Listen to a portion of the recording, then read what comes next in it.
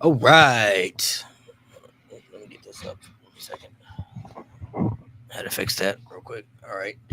Appreciate everybody in the chat. I see everybody in the chat waiting. We're always at least like 5-10 minutes late. Apologies always. So I think Lewis is gonna come through a little later. Nate and Mo will not be on the show today. Mo, I think he lost his voice. He said from the show last night, so he's not gonna be here. And then He's Nate's also taking turns taking everybody's mom to IHOP to get that discount. I yeah, was about to Repeatedly say, over Mo and ain't over. lose no voice. He a platinum lover IHOP member, man. Mm-hmm. That's what he doing. Yep. and then Nate's stuck Hey, at work, so shout out to Nate. Hopefully he'll be Shout back out, Nate. yeah, next shout week. out Shout We to do out him. have. Sabu. Rip. We see y'all in chat. Yes, Happened just a little bit ago. RIP. I'm gonna let our guest introduce himself real quick. You can plug in your socials. You can tell people where they can follow you if you got a podcast you want to plug in as well, or just any type of content you want to plug in real quick. Let everybody know who you are, and then we'll dive into to some conversations. All right, cool. Appreciate it. What's good, y'all? My brother 215. That's on all platforms. I do also have a podcast, but I'm really not doing that on that too much yet. Just 215 Live Podcast. So you can find me on all socials, as well as Twitch. So yeah. For the purposes of today, should I just call you my brother, or what would you like to Me, be? my brother is cool with me. My brother. All right. And happy Mother's Day to everybody, of course. Happy Mother's Day. Shout out. Shout Shout out out to to the mom. Moms. Shout out to the mothers out there. Malik, I see the videos you did with. Was it your mom or was it your grandma that you did those videos with? Both. Both. They were so funny, dude. Both. Your mom's is a little bit older than my mom's is, surprisingly, because I'm older than you are. But so she wouldn't be as funny if I did it with her. Yeah. My grandma and my mom are. I think they're only like 22 years apart or something like that Oh, in really? age. My grandma had her kids when she was 18 and 20, so pretty young. So Yeah, my mom was 2021 when she had me. yeah, so pretty young in life, but My mom had me and my sister at 18 and 20. yeah, so pretty young, man. Starting off young. That's what they did back in the day, though. Back in the day, Yeah. started off young. Back then. So, uh, somebody also said on the chat, rest in peace to Sabu, passed away today. Legend, ECW legend. Condolences to him and his family. But we're gonna dive into this. Well, real quick, not to stay too much on Sabu, but did y'all see? I guess he was in like a crazy match like 3 or 4 He weeks had a ago. match 2 weeks ago. Did he? Yep. It was like a death match almost. Who's his last match? Like dang, boy was literally sticking his head in like barbed wire. Or Those something. those ECW guys, man. Like, it's one thing to be a professional wrestler and not be able to let the sport go, like so many before us have done. But to be an ECW guy and not be able to let the sport go, that's asking. Not to say that had anything to do with the reason he died. I don't think it did. But for a man of his advanced age to be doing shit like that is wild. Yeah. Those are people who are dedicated. If you're gonna go in, you got to go all in. Especially for your last match. So Yeah, that's crazy. I That's wish crazy they that didn't happened feel last like they had, because guys like Roddy Piper worked himself into an early grave, Macho Man, just to name a few. And it's better nowadays. Like, I don't think that guys like Roman, Seth, or Kenny Omega are going to be in that sort of spot when they get to that age. I think things are better now. I just wish these old guys didn't feel the need to hang on to the business for as long as they did. Yeah, people just wrestling is a different atmosphere. Different type of beast. I guess you could say for a lot of people. But we'll dive into this Backlash recap. I have not watched the show back though, so I was at the show, so I Oh, don't you know were what it there. was Yeah, like. yeah, yeah. I don't know what it was like watching it, I mean, opposed to being there. But I enjoyed myself. I thought the show was good. I enjoyed it. 3 straight backlashes. I think they 3 years in a row. I mean, ugh, I know 2023. We kind of talked about it in the chat. I know Mhm. 2023. Like Puerto Rico there's- Backlash, that was good. yeah, the Puerto Rico there's Yeah. stuff on there that I forgot happened. For example, Matt Riddle was still in the company. Right. Totally forgot about him. Right, but I think the Bianca Io match, the Bad Bunny, Damian Priest, which I get why it didn't main event, but we all know it should have main evented, right? Like I get it, but I think it had good enough, and the crowd was elite. I think that kind of But- kick-started their like foreign crowd shows, Right. So, and then last year's Backlash was great. This year's was No, great. it was. in my opinion. My hesitation, my problem is actually the opposite of what you're inferring. I think there are levels to it. I think the last two backlashes are somewhere up here, and this year's backlash is somewhere like right here. All of these talks where I'm seeing online, and maybe you guys agree with it, I don't know. I, in no way, shape, or form, believe that this year's backlash belongs with the last, and the crowds. Obviously, I've said this for a long time on the podcast. American crowds need to take notes from European crowds, and overseas crowds, and Latin crowds. So it wasn't just the crowd. The crowd was okay for most of the night. Honestly, the crowd was okay. But just match quality wise and story wise, they're rushing everything. Saturday night's main event is going to be rushed, and then Money in the Bank is going to be rushed. WrestleMania happening 3 weeks late really threw their schedule off, I think. Yeah. So everything feels rushed. I think the show peaked at the top. The Fatal 4-Way was the match of the night. I think it peaked at the top. I think it fell to a little bit of a dip, and then towards the end, it started coming back up a little bit. I'm going to be honest with you guys. And I know we're not quite there yet. Maybe I'm jumping the gun, but I just have to say this. I'm not proud of this. I fell asleep during Becky and Lyra. I fell asleep. What? I wasn't into it. What? Because they had one good promo to build up to it. I did not give a shit who won. I don't even like that Becky is in this place. I don't like that they feel the need to bring in Becky when they could just build up their stars the right way.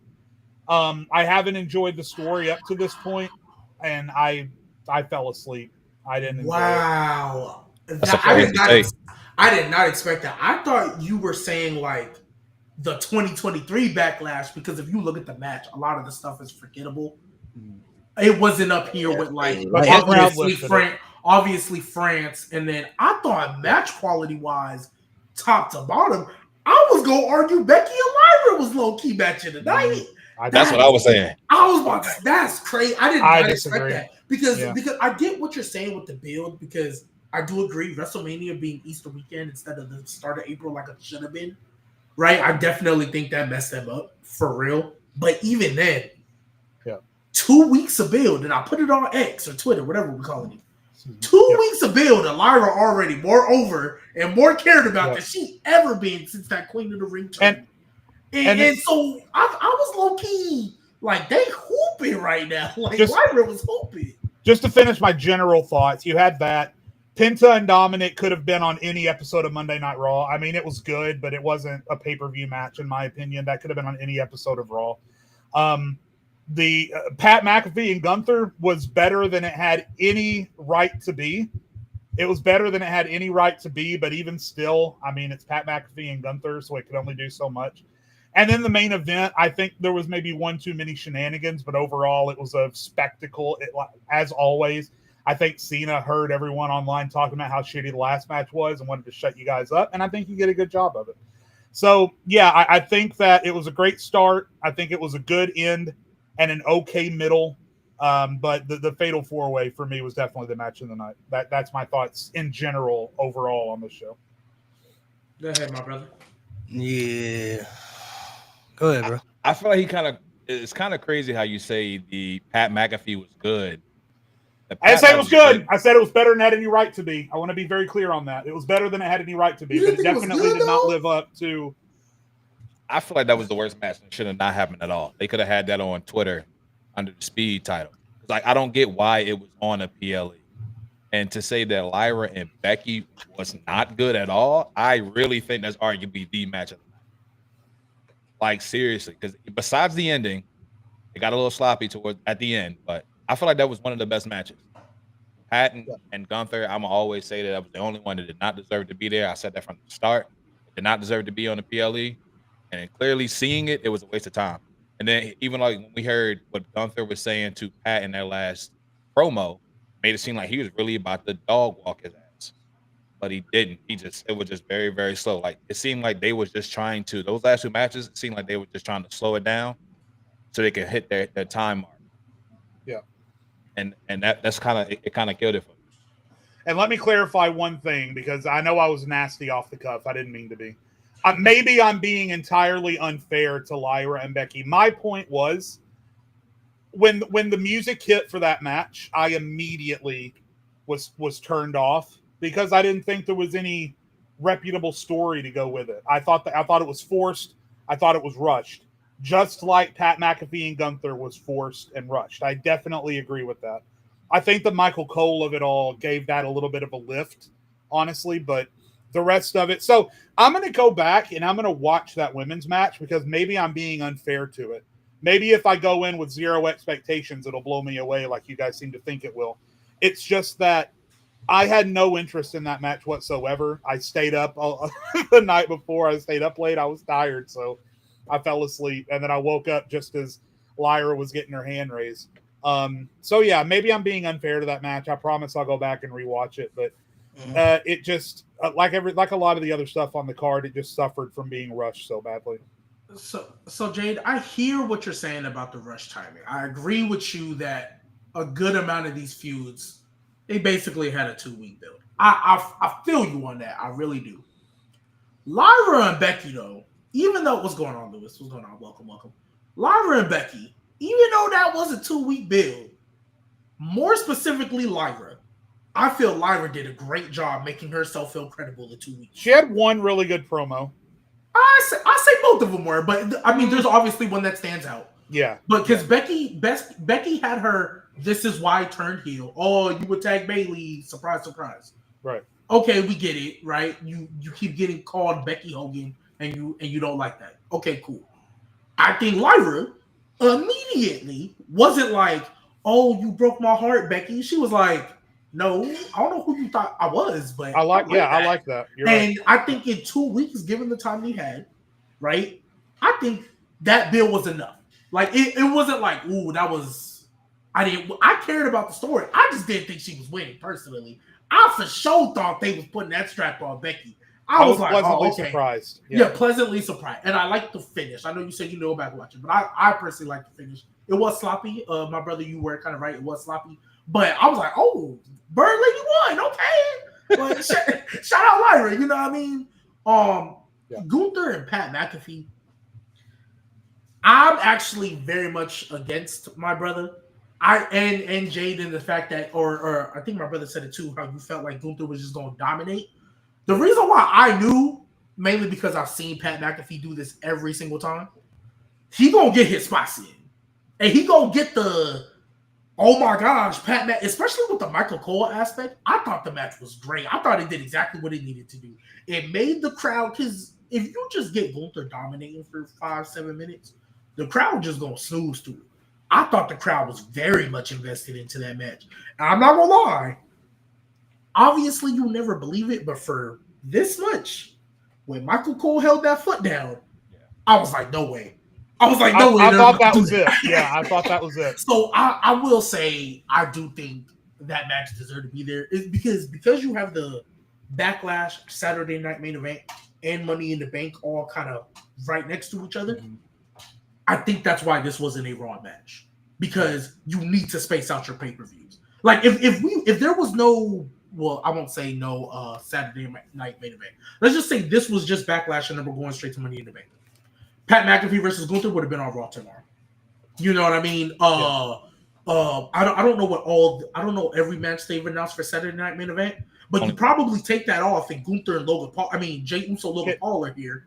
And then we could just move that on. You know what I mean? And by the way, while we're on the subject, I think all my concerns would have been resolved if they had swapped Jay and Logan and Gunther and Pat. I think they were booked in the wrong order. I think Jay and Logan should have been at Backlash, and then this match should have. That's the perfect match for Saturday night's main event. It's a spectacle match, right? That's all it is. And that part I can agree with for sure. And then the last thing I'll say about it, because I know Malik and Lewis need to jump in here, just specifically about Pat and Gunther. The only other thing that bothers me about that is that if Gunther wasn't going to continue to be an untamed savage animal, I struggle to see the point in anything that happened. Because I was expecting after, when they were just standing there, for Gunther to just go nuts again, but he didn't. He gave him a little head nod or whatever, which is okay. But I thought the whole point was Gunther had lost some heat coming off of WrestleMania, and we were doing this to put some heat back on him. But to get the heat on him, do the match, and then afterwards for Gunther to have a respectful walk, now that we're done and it's over with, I struggle to understand what the point was. Because it's not like Michael Cole needed to get more over. It's not like Pat McAfee needed to get more over. So now Gunther has just as much heat on him before as he did now. I don't understand the point in it. I don't.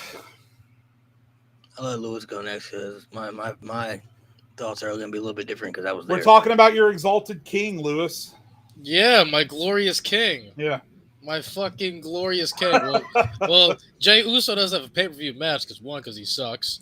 Just get that out the way. Ouch. And two, no trolling side. I think they're shifting Saturday Night Main Event to be more of the World Champion drawing show, which I think is perfect for Jey, in my opinion, because that's how I feel. Because usually when the WWE champion and World Champion are on the same show, the WWE champion is going to main event.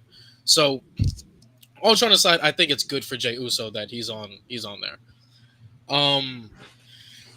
What matches are we talking about? I just came in. They ran through. We're just talking about. We're talking about all of them. We just did an overview of the whole show, and then we specifically fell into a conversation about Pat and Gunther. All right, I'll do a quick overview so that because Malik really was there.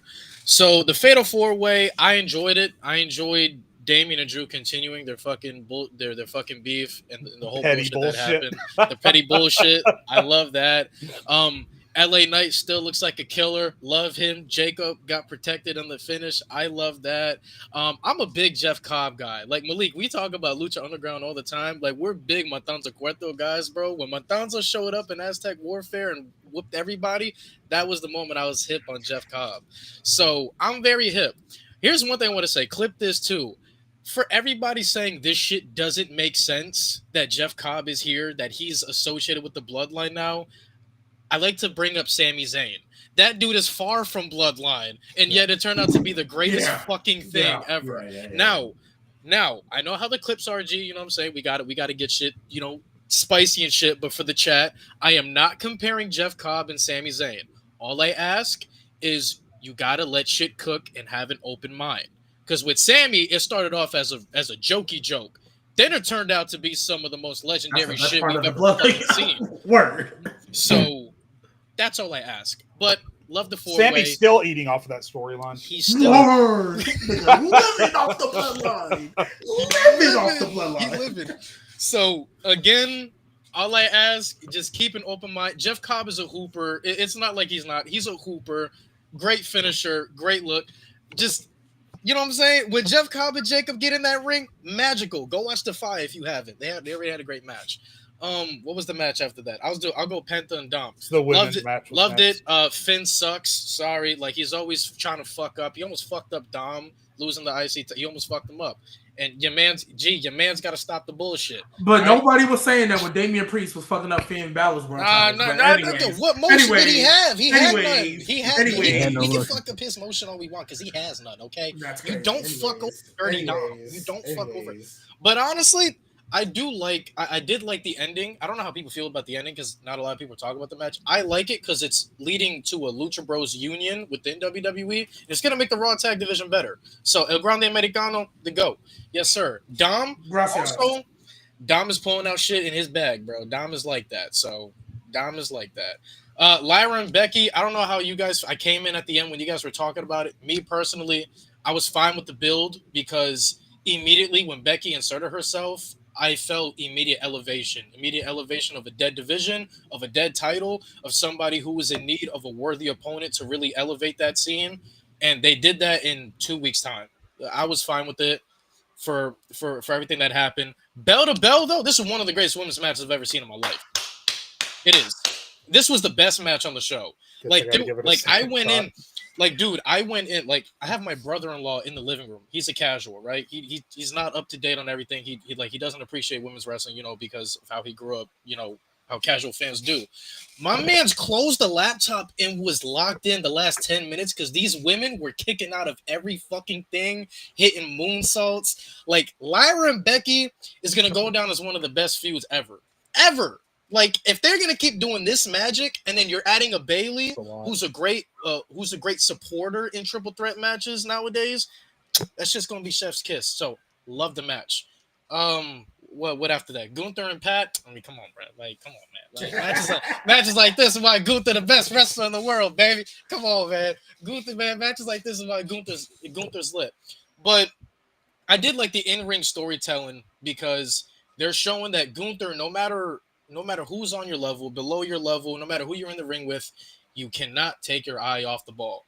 And everything changed when Michael Cole came in. Michael Cole's godly, bro. Like, Michael Cole's godly. Personally, I like the mini feud. That's just me personally. I'm usually a guy that like grades what they're giving to me instead of, because a lot of people felt like we didn't need this match, and I agree, didn't need it, but it's happening. So let's see if it can be good. I thought the build was good. I thought Pat cutting his promos, calling Cole the GOAT, him stepping up, like, it's a great message to little kids. Like, yo, like, even I'm gonna get my ass kicked, I'm gonna stand up for what's right. I'm gonna get in there, whether I'm scared or not, and I'm gonna get in there and I'm gonna do my thing, and I'm gonna try to shock the world. I thought the in-ring storytelling was great.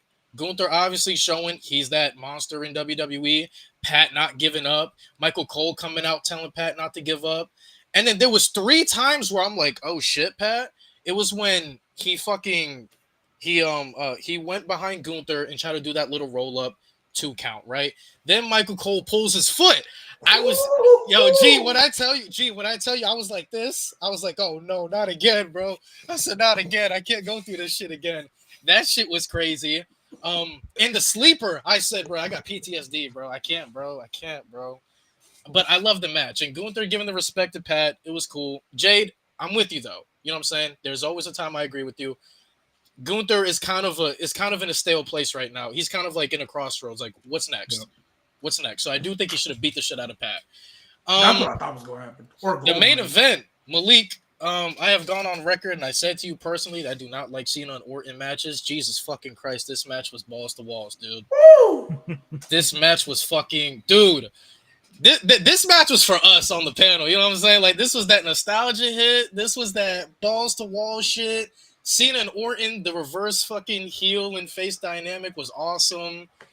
Truth coming in, I personally liked it. They've been telling that story for a month now that Truth was going to get involved somehow with Cena. The match itself, though, was awesome. Like, it was awesome. Seeing Randy in his hometown and all that shit, the storytelling Cena did after the match where he's trying to embrace it. Match was great. Honestly, this was a flawless Backlash, in my opinion. I had no complaints. Everything was fire. I didn't have a problem with any match. Didn't have a problem with how any of them ended. No winner. This is one of the greatest pay-per-views I've ever seen. Like real shit. So go ahead, Malik. That was my quick overview. I don't think I've ever been so far on the opposite end of you guys. Okay, go ahead, Malik. We got a super chat real quick. I want to read real quick. First time seeing, we talked about Sabu before the show. You got on the list, so in case you didn't see it. Oh, rest in peace, Sabu. First time ever seen ladder. Sabu using Big Show as a ladder. I don't remember that. Damn, Tito, how old are you? I don't remember that. That was one of those ECW days for sure. Hey, G, you rock with Crash Out Randy where he cleared out the house, bro? I love Crash Out Randy. It's so good. Y'all know he got to pay Nick Aldis another $50K. Bro. Nick Aldis, hey, at this point, bro, strap up the boots. Just get the strap ring. Up the boots. Come on, get the boots. By the way, speaking of Crash Outs, when R-Truth slid in for a split second, I thought it was Travis Scott, and I almost flipped my shit. Oh my God. That's what I throw out there. Honestly, Jade, when they had the second ref bump, I'm like, oh, they're gonna bring Travis again? That's crazy. Bro, oh my gosh. That main event was so wild, dude. I'm like, holy shit, they activated Super Cena in heel form. This isn't so being at the show might have been a little bit different than watching, because I haven't gone back and rewatched the show on Peacock or anything, so I don't know what the perception of was watching. But one of the things I think that people have to stop doing is comparing shows from past to present. Like, it's an issue with WrestleMania every year. Like, every year you get a good WrestleMania, you expect that next WrestleMania to top that WrestleMania. It's not always going to be that way. You know what I mean? Like, sometimes you're not going to get WrestleMania 17 type WrestleMania. You know what I mean? Sometimes you're going to get WrestleMania, 33 WrestleMania, which was decent. You know what I mean? A decent show, not bad, not great either, just kind of in the middle. Like, I've seen better, I've seen worse. So Backlash this year, I wouldn't say it was better than last year's. last year is going to be pretty hard to top when you add the element of the crowd reaction, you add the element of the stories involved, and the match quality all combined together. When you add those three trilogies, it was going to be pretty hard to top that Backlash alone. You know what I mean? Especially when you have that type of that crowd reaction might have been the best one we've ever seen for any show. I don't know if I've ever seen anything like that. Literally, the cameras were shaking when people were coming out and they were doing the introductions. You know what I mean? Like, don't know if that could ever be duplicated or topped again. Like, it's very hard. However, though, from the show, I don't think there was anything bad about the show. From start to finish, all the matches were good. The stories were fine. I thought everything executed pretty well. The crowd excitement was there. Being in person, watching it, it was fun. People were energetic. People were into everything. The last two matches, especially the Pat McAfee and Gunther match, people were really behind Pat McAfee. Every time he would make a comeback, every time he would hit a big move, the crowd, was losing their minds. When, Michael Cole grabbed the foot, people definitely kind of thought that was it, myself included. When he kicked out, people were like, oh my God, this is crazy. The main event, I already kind of knew people were going to be into that just because of who was involved. So I kind of felt like that would help carry the match a lot. But what we got was really good. I was not expecting that match to be as good as it was. That was John Cena and Randy Orton, probably my favorite match of the night. Being a part of it, watching it live. I don't think I've seen John Cena kick out of this many finishers in like 10 years. That was. They turned off Super Cena. Yeah, that was like old Super Cena effect right there. Like, Randy was kicking out everything too, bro. And there were multiple. Well, that was kind of more of expected, but there were multiple times, like the last two RKOs when the refs were out and they came back, I thought that could be it. Like, oh shit, like this really might be it because Cena hasn't kicked out of this many finishers in so long. So it was kind of like, a little deja vu right there. But I thought everything was fine. The women's match was good. Becky and Lyra, I mean, that match was expected to be good because of the two people involved. So I didn't really care how the build was. It's Becky Lynch and it's Lyra Valkyria. What's not to like? Like, it's your two best bell-to-bell in-ring workers that you have fighting for a title that hasn't been on a PLE, I don't think, defended since it's existed. So that alone just was a big deal right there. Jeff Cobb debut was crazy. I did not expect that. I didn't hear nothing about that. I didn't hear no rumors about that. I didn't hear no dirt sheets about that. So that definitely threw me off. I was not expecting that. That definitely surprised the hell out of me. The Fatal 4 was really good. Really enjoyed that. Dom and Penta. That probably could have maybe been plugged in for a different match, but that was still fun to watch. That was still good. I'm glad that Penta and Dom got a nice PLE spot, so good for them. Now they got the two PLEs kind of tightened together, so I get why they kind of, are making things a little bit tight, I guess you could say, because they got to space some things out. I mean, I kind of figured Logan Paul versus Jey Uso would be at Saturday night's main event. I kind of wasn't expecting that to be on Backlash anyway. I kind of felt like that would be more of the Saturday night's main event show because for Jey Uso, if he's going to be in like a main event spot, I feel like he would either have to be on a show where John Cena's not involved or John Cena's not facing somebody that will be in the main event spot. Like if they do, I'm expecting to do John Cena versus R-Truth the Saturday night's main event. That's what I expect them to do. But that's like an opening match they can do. You know what I mean? That doesn't have to be the main event. That match, cooked, by the way. And that match won't be a long match. It'll be like a little comedy type match. And we already know the story about R-Truth and Cena, about the childhood hero and stuff like that. So, I mean, that's a match that doesn't need a main event where Jay and Logan can be the main event spot. So overall, though, the show was great. I thought the show was really good. Like Backlash, like I said, I think the last 3 years have been really good. Enjoyed everything they did. Like, I don't think there was anything bad about the show. There wasn't a match that stuck out the joint. And especially being there in person, the crowd was into pretty much everything that was going on. That was kind of my biggest concern, just to know, like, how is the crowd going to react to everything? And I think the crowd definitely reacted very well to a lot of things. And it was pretty packed too. Like, I don't know if it was sold out. There were a lot of seats filled though. St. Louis always sells out when Randy Orton's going to wrestle. I don't know if any hometown loves their wrestler like St. Louis loves Randy Orton.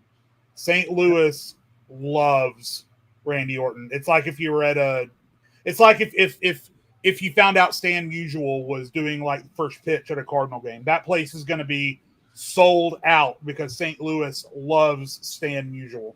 And like Randy Orton is just as beloved in that city as any of like the old time Cardinals. Like, yeah, they were definitely before the show started. They were cheering for Randy pretty much the whole time before the show even like aired, and the pyro went off and everything like that. So I enjoyed it. I thought it was really good. I think, and I've seen a lot of people critiquing the main event as well. I still am having a hard time trying to understand what people are watching. I don't know if people genuinely are just trying to find ways not to like something when it's good, or they just fully aren't watching the product and don't understand what's going on. Because everything that happened in the main event made all the sense in the world. There was obviously going to be some shenanigans that happened, right? So you kind of were expecting that, the ref bumps and everything. You had 2 referees get taken out. You had GMs. You had officials come out. They got taken out. Randy went on the crash out like Randy Orton does. That's convincing Randy Orton right there, like in Randy Orton fashion. R-Truth, some people like it, some people don't, but there are people out there who are, I guess, confused about that. I don't know how. If you haven't been paying attention to the story, I don't know, like the last 10 years, like, yeah, they haven't had a story on screen together, but like literally for a decade, R-Truth has been saying his childhood hero is John Cena, and they've teased these two on screen together, you know, back and forth for like maybe a couple of weeks now, having little small interactions. So if you understand R-Truth's gimmick and his character, he still believes John Cena is a good guy. He still believes that's his childhood hero. So when Randy Orton is about to punt kick this man's head off, R-Truth is coming out there to save his childhood hero from literally going into a demise, right? That led to John Cena capitalizing on the distraction, which I've also said that the way John Cena, I feel like, is going to win these matches is with hitting people with the championship. I think that's going to be his like new finisher, I guess you could say, as a bad guy. Like, that's how he's going to definitively win, I think, majority of the matches he has, you know, because the attitude adjustments, not putting people down, the STFs aren't putting people down, and I think he's trying to be like an old school type heel where he's cheating to win by using an old school type maneuver, hitting people with the championship. So I would expect, or people should expect, to have John Cena win majority of his matches that way, especially when he's fighting an opposing threat like a Cody Rhodes or Randy Orton, who are legit threats to taking the title from him. So I don't see any issue with how the match happened. I feel like legitimately people either have not been paying attention to the story or still maybe don't understand it, or they're just trying to find ways not to like it at this point. That's how I genuinely feel, because trying to not say that none of that made sense, I'm like, bro, I don't know if you're watching the same show or have not been watching the product for I don't know how long now. Like, if you're confused why R-Truth is there, what have you been watching? Well, have you not been paying attention? Like, I don't understand this. Yeah. No, I mean, I completely agree with you, Malik. I had no problem with how the match played out. I thought it was one too many ref down spots. You know, by the time the third ref went down or whatever, I was like, you know, that's probably enough of that. Let's crashed out Randy though. I know, but I feel like Randy's crashed out for less in the past. I don't think we needed. I don't think. Oh, for sure. You're not wrong. I also found it funny how as soon as the second went down, no, let's not bring another one. Let's go check on that one that you didn't check right. on. Yeah, let's check on this one. You didn't one. check on the first one. I'm like, what are y'all doing? Bro, you see Randy like, what the fuck, bro? Yeah. Yeah, like not in the title. What are we doing? and to chat, I see you guys reacting to listen. Like I said, I was tired going into it. I admitted that. I'll go back and I'll give that women's match a second. I get more invested in a match when it has a story that I care about, and there was no story that I cared about in that match, so I fell asleep. But I'm gonna go back and watch it because all you guys are telling me it was so good. I believe you. I mean, so I'll go back. I'll go back and rewatch it. The ending was a little sloppy, but I mean, the match was great. I feel all right. So I'll go back and rewatch it. She actually got really She actually got poked in the eye. She actually did. Like legit, right? It was serious. Yeah, like Becky actually went a little too deep. But I thought it was good though. It was enjoyable. I thought it was unique to see, especially heel Cena versus babyface Orton. It's so unique and different, something that we haven't seen a part of the rivalry. And I mean, if that's the last match they're ever gonna have, I think that would be a match to have, you know, for their final match. Like, what a way to end the feud if they're going to legitimately, like, that was going to be their final match ever. Like, that's probably a top 5 John Cena Orton match in the rivalry, I would say. It might be one. That's my favorite. That's my. I've gone back and rewatched it. That's my favorite. It's a really good match. Hey, Cena really want to be a heel? You know what he should do? They said this is the last match ever. They should have a rematch. Just to do another twice in a lifetime. Relax. I do feel like, though, they are starting to. I believe they might have showed this on camera. I don't know if they did or not, but they did. I think I know what you're talking about. I believe they're starting to plant the seeds of the switcheroo of the babyface Cena role, because after the show, he cut a little promo, and then after the show, he kind of stood in the ring, and the crowd was kind of showing their appreciation and respect. But then John Cena's demeanor and reaction started to change a lot. I think he's starting to show more of like a bit of regret. Like the babyface Cena is still inside of him. It's still there. And a part of him doesn't like it, but he feels like he's justified to do it based off how the crowd has treated him over the last years. So John Cena honestly might have the most justifiable heel turn and then switch to the most justifiable babyface turn that we've seen. You know what I mean? Because I don't think he's going to end off as a bad guy. Yeah. Don't know exactly when they're going to pull the trigger to turn him back into a babyface. But if you go back and look at his reaction, look how he's reacting, his facial expressions, it's kind of looking like, is this all worth it type thing? Like, was it really all worth all this at the end of the day? And then he kind of snapped himself back into it. It's like, no, I'm justified. I'm doing the right thing. Like, this is what I have to do. I don't know how they're going to do it exactly. Crazy theory that I have, if they really want to, I don't know if they will, but if they want to turn Cody heel, man, sacrifice that heel turn. I'm not saying they should do that. Come on. Because Cody is a major babyface. So, first off, we don't know what type of reactions he's going to get when he comes back because we haven't seen him since WrestleMania, right? And he was getting booed going up against Cena. So maybe the time off TV will give people kind of a break from him. But if they want to do the aspect where Cody sells his soul or whatever they want to do, where he kind of like switches the role where Cena was in, and then they want to flip Cena back to babyface, because I feel like one of the main things that I had an issue with John Cena turning heel was I just felt like it was just too little too late for me. Like, I feel like if they were going to do this, it would have been better 10, 15 years ago. And I feel like that statement still holds true to me just because I don't feel like people want to hate him anymore. They don't want to boo John Cena. They don't want to despise this man anymore. He has too much respect and I think appreciation among the fans. And with this being his final year, I just don't think people want him to go out in that fashion. Now, Cody Rhodes is their top babyface, so I don't know if they want to sacrifice that just yet, because maybe they don't have anybody to fill that role. The only person I legitimately think could fill that babyface role would be Jey Uso. I'm not saying Jey would be the face of the company, but if we're talking babyface reaction-wise, he's the only guy I'm looking at right now that is on that type of level, because LA Knight's he's not in the main event scene. I don't know if they're going to put him up there. So he's kind of really the only guy. So, I mean, Cody turning heel would be crazy. I mean, that would be a crazy switch. I've already said last week that I don't know if they should do it, though. I don't know if they should do it. No, they absolutely should do a double turn. Not right away. It doesn't have to be as soon as Cody Rhodes comes back. But I said last week, you don't want John Cena to go out as a bad guy. So a match with John Cena in which there is a double turn, a la Stone Cold and Bret Hart, would be perfect. It'd be perfect. And Cody has to make the switch sometime, or else he waits too long, like John Cena did, like we just talked about. So, yeah, I'm not going to get into too much detail. If you want to see my opinion on it, watch last week's show. But yeah, a double turn for me would definitely rule. Lewis, how long have I been preaching for Homelander Cody? How long have I been preaching for Homelander Cody? Yes. Oh my god! Yes. And Nate and Mo are the main people that be against me. So I'm not gonna go at you, Jay, because you just be chilling sometimes. I think everybody is expecting a Homelander Cody at some point. No, but y'all said like 2 years. Like it was mainly Nate and Mo. But they was like, nah, that's not gonna happen. I didn't want him to turn during the title reign. I'm for it now. And he still doesn't really have to now, if I'm being honest. He doesn't really have to. Like, he's still one of their hottest baby faces. They want to ride it out for a while. They still could. But for the storyline purpose, if they were to do it now, I could see it making sense if they were to do it in that way. They don't have to, but if they did it, I'd be like, oh, it makes sense. Like, I understand. Well, we're all expecting Cody to get that title back, right? Yes. Duh, yeah. Yeah, that's what I'm saying. Like, I would, because now Cody can be like, you know what?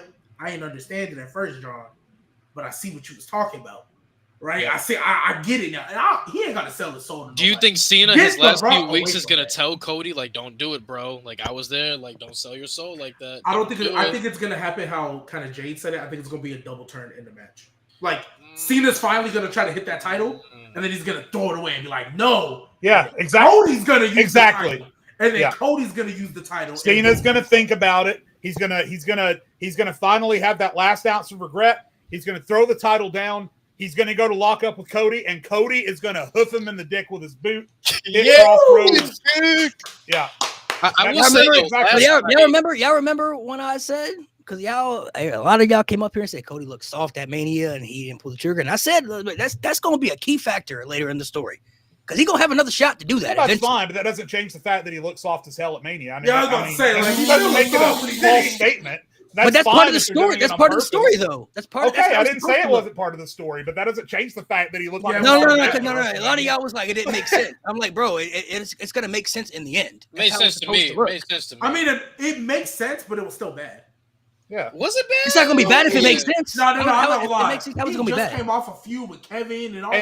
And by the way, because I just now I feel the need to defend myself. My whole point wasn't necessarily the execution of the ending. My whole point was the match was ass. The match was ass. It sucked. There was no momentum. The ending, if that's what you wanted to do, that's fine. But you could have had Cena just showed with Orton that you can pull off a complex storyline ending and still have a banger before you get to that. You see, I was saying last night gave me hope that Cena still has some buy one get one free left in the tank to put on bangers. So I'm hoping that eventual CM Punk match gonna hit like crack too, like Randy did last night. That's the SummerSlam match for sure. Yeah, they have good. Yo, hold on, why not Money in the Bank though? Hold on, why not Money in the Bank? So yeah, they could definitely do it because he just they have good. Punk and Cena have good chemistry, so I don't have any doubt that the match won't be great. We talked a lot. Let's get my brother back in here. What do you think, my brother? What you got going on in that head of yours? What the way y'all Mr. Jade here, I gotta I'm just curious how you said the Cena and Orton match was ass, but you did not say that about Pat and Gunther. I think it's kind of crazy to me. I feel like especially for that match to follow the Pat and Gunther match, like I'm trying to understand why do you think it was ass? I didn't say that. If I said Cena and Orton was ass, I didn't. That's not what I said. I know you said something was ass. I thought you were talking about Cena and Orton. You said no. I said okay. No, my bad, Malik was talking about how we all said Cody looked like a bitch at Mania, and he did. But my biggest problem wasn't that Cody looked like a bitch in the end. My problem was we didn't have any entry match go. No, I was talking about Cody and Cena. Yeah, got it. And then how y'all brought up CM Punk. I honestly think that Cena is going out with the title. I know y'all sound like y'all want Cody to get it back, but I honestly think I really think Cena is going out with it. And I'm going based off of what he said on Pat McAfee show. He was just saying how they've been talking about it's supposed to be a new era. So with a new era needs a new title. So that's the main reason why he's leaving with that actual title. So he can start everything fresh. So I honestly do feel like that's what's going to happen. And I think the last feud that he should have, he walks away with the title, it's him and CM Punk. So you actually think he's taking the title? Like I actually do think he is. If it was the world heavyweight title, I would say yes, but the WWE title, I just can't see it. It's too. Honestly, I kind of feel a flip flop because they just brought in that world heavyweight title. They gonna end it that quick. Yeah, because the world heavyweight title is not. It's not the WWE title. They also technically just brought in this WWE championship too.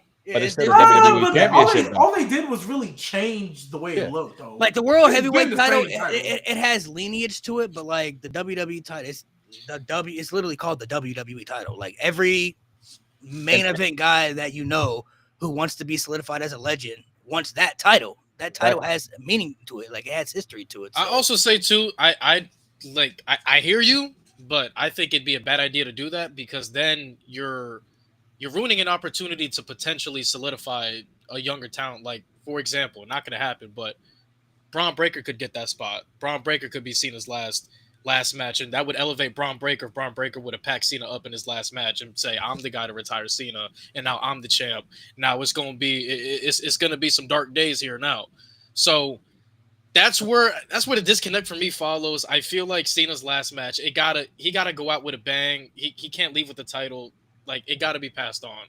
It's just how wrestling is. I get what you're saying. It makes sense, but it's just like I'm holding off of what he said. This man is literally telling us he's going to be the last real champion. He's telling us it's a new era. So you're going to have a new era. You need a new title. Everything changes. He even said Randy is not going to have anything past him because he is going to be the last one. He's going to be one holding that slot. So he's saying he's taking away that WWE title completely, erasing it from history. There is going to be no more after him. So now bring in the brand new title and name it whatever else, but then you just know it's not affiliated with this. Yeah. To Malik's point, that would just be such a. The only thing that gives me cause for pause on it is that would be such a transformational, drastic change, because that belt that he has, like, yeah, it's based off of the design of the Universal title, but the legacy is of the WWE / WWF / WWF championship. Like, that's the belt. If you go to WWE.com and you look up the title history for that belt that John Cena has, it goes all the way back to the very beginning. So that would be such a drastic, transformational thing for them. I'm not saying it's impossible. Yeah. That just feels like something that would, that's big. That would be huge. That would be really big if they decided to do that. I don't know if there's anything they could do, because to go to an example, when they retired the World Heavyweight title and they brought in the Universal title was never remotely even coming close to being on the level of the world title until Roman Reigns took it and held it for as long as he did. Before that shit was cursed. Go back and look at all those reigns they had with that title. Kevin Owens had a good reign as champion, so after he had lost it, Goldberg, Lesnar for many days, Roman Reigns when nobody wanted it, The Fiend, that turned out bad. Like, all them reigns in that time frame, Seth Rollins, like, they were all bad. The only good, legitimate world champion not named Roman Reigns for that Universal title was Kevin Owens. Like, that's the only person. And that was the first one. I've said all the time, the first one and the last one. Those were the. That was the second one. That was the second one, because Finn Balor would have had a good run. Well, yeah, I almost don't even count that. I know technically it counts. Don't like the first. The first real reign and the last real reign were only the best ones. So it would be like, if they retired the actual WWE title, I mean, it would be pivoting to a new era for WWE, and that would be big. But it's like, what are they gonna name it? The World Wrestling Entertainment title? Just not WWE. Just now you gotta pick the whole thing. The TKO title. Like, shut the fuck up. Don't even put that. TKO title is nasty. Shut the fuck up. But if you honestly think about it, right? When has they've been preaching this new era shit for how long? But when have we actually seen a new era? TKO came in and said new era now. Word. They said new era, Triple H. Go get a video. I see, but when I feel like they said new era, my via get your main event, gang. I feel like when they say a new era, I think people are thinking that everything's gonna drastically change, and I don't look at it that way. Like when they say new era, for me, they're going to say, we're going to take the product, lift it back up, because it was bad for so long. And I think they understood, like, we understood it was bad. We're going to take it back up, though. It's going to take some time. We're going to take some steps. We're going to make sure that we get it out of the dungeon that it was in, and we're going to take it back up here. Not everything's going to be perfect. Not everything's going to change. Some things going to always remain the same. But we're going to make sure there's going to be some tweaks and some things here differently. And what I mean by that is WWE is exciting to watch again. When a couple years ago, it wasn't fun to watch anymore. Besides, like, what, NXT, that was pretty much it. Other than that, there was really nothing else exciting about that. So to me, when they told us there's going to be a new era, I'm just thinking, okay, the product's going to improve where we can at least enjoy watching again. I don't expect everything to be perfect. That's just not realistic, being a wrestling fan, right? Not everything's going to be crystal clear perfect. But as long as you got more good than bad, I'm chilling. And right now, they got a lot more good to me than they do bad. Like, there's some things they definitely can always need to improve that we critique all the time, like on the pod, the women's division, the tag team division, things that always need to improve.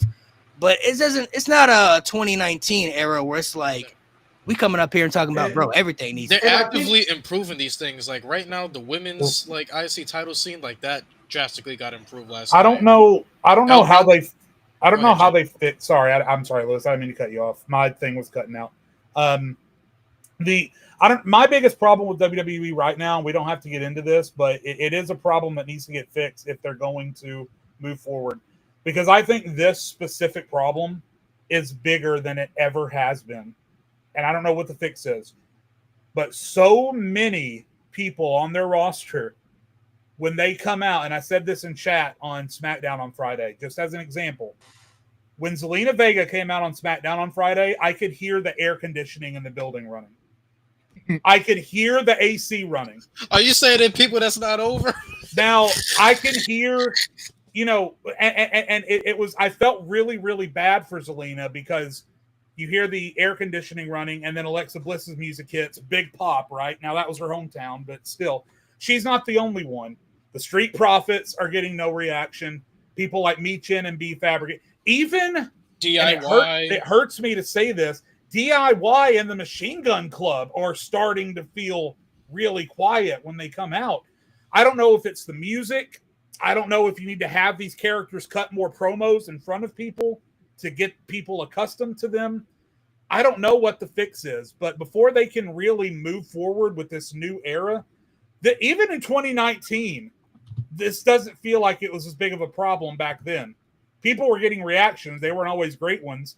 But if I'm a wrestler, I'd rather get booed than go out to crickets. And right now, there's so many crickets going on.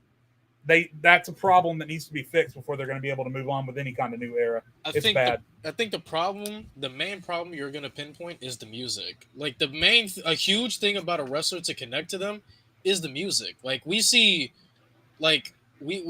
Randy Orton voices last night, like completely elevate the environment of a show. Like music is everything. Music like brings the aura. Like Malik, you remember the night in the group chat where Roman Reigns completely changed his theme song on SmackDown and his aura just got lifted even more? It was against Daniel Bryan. Yep.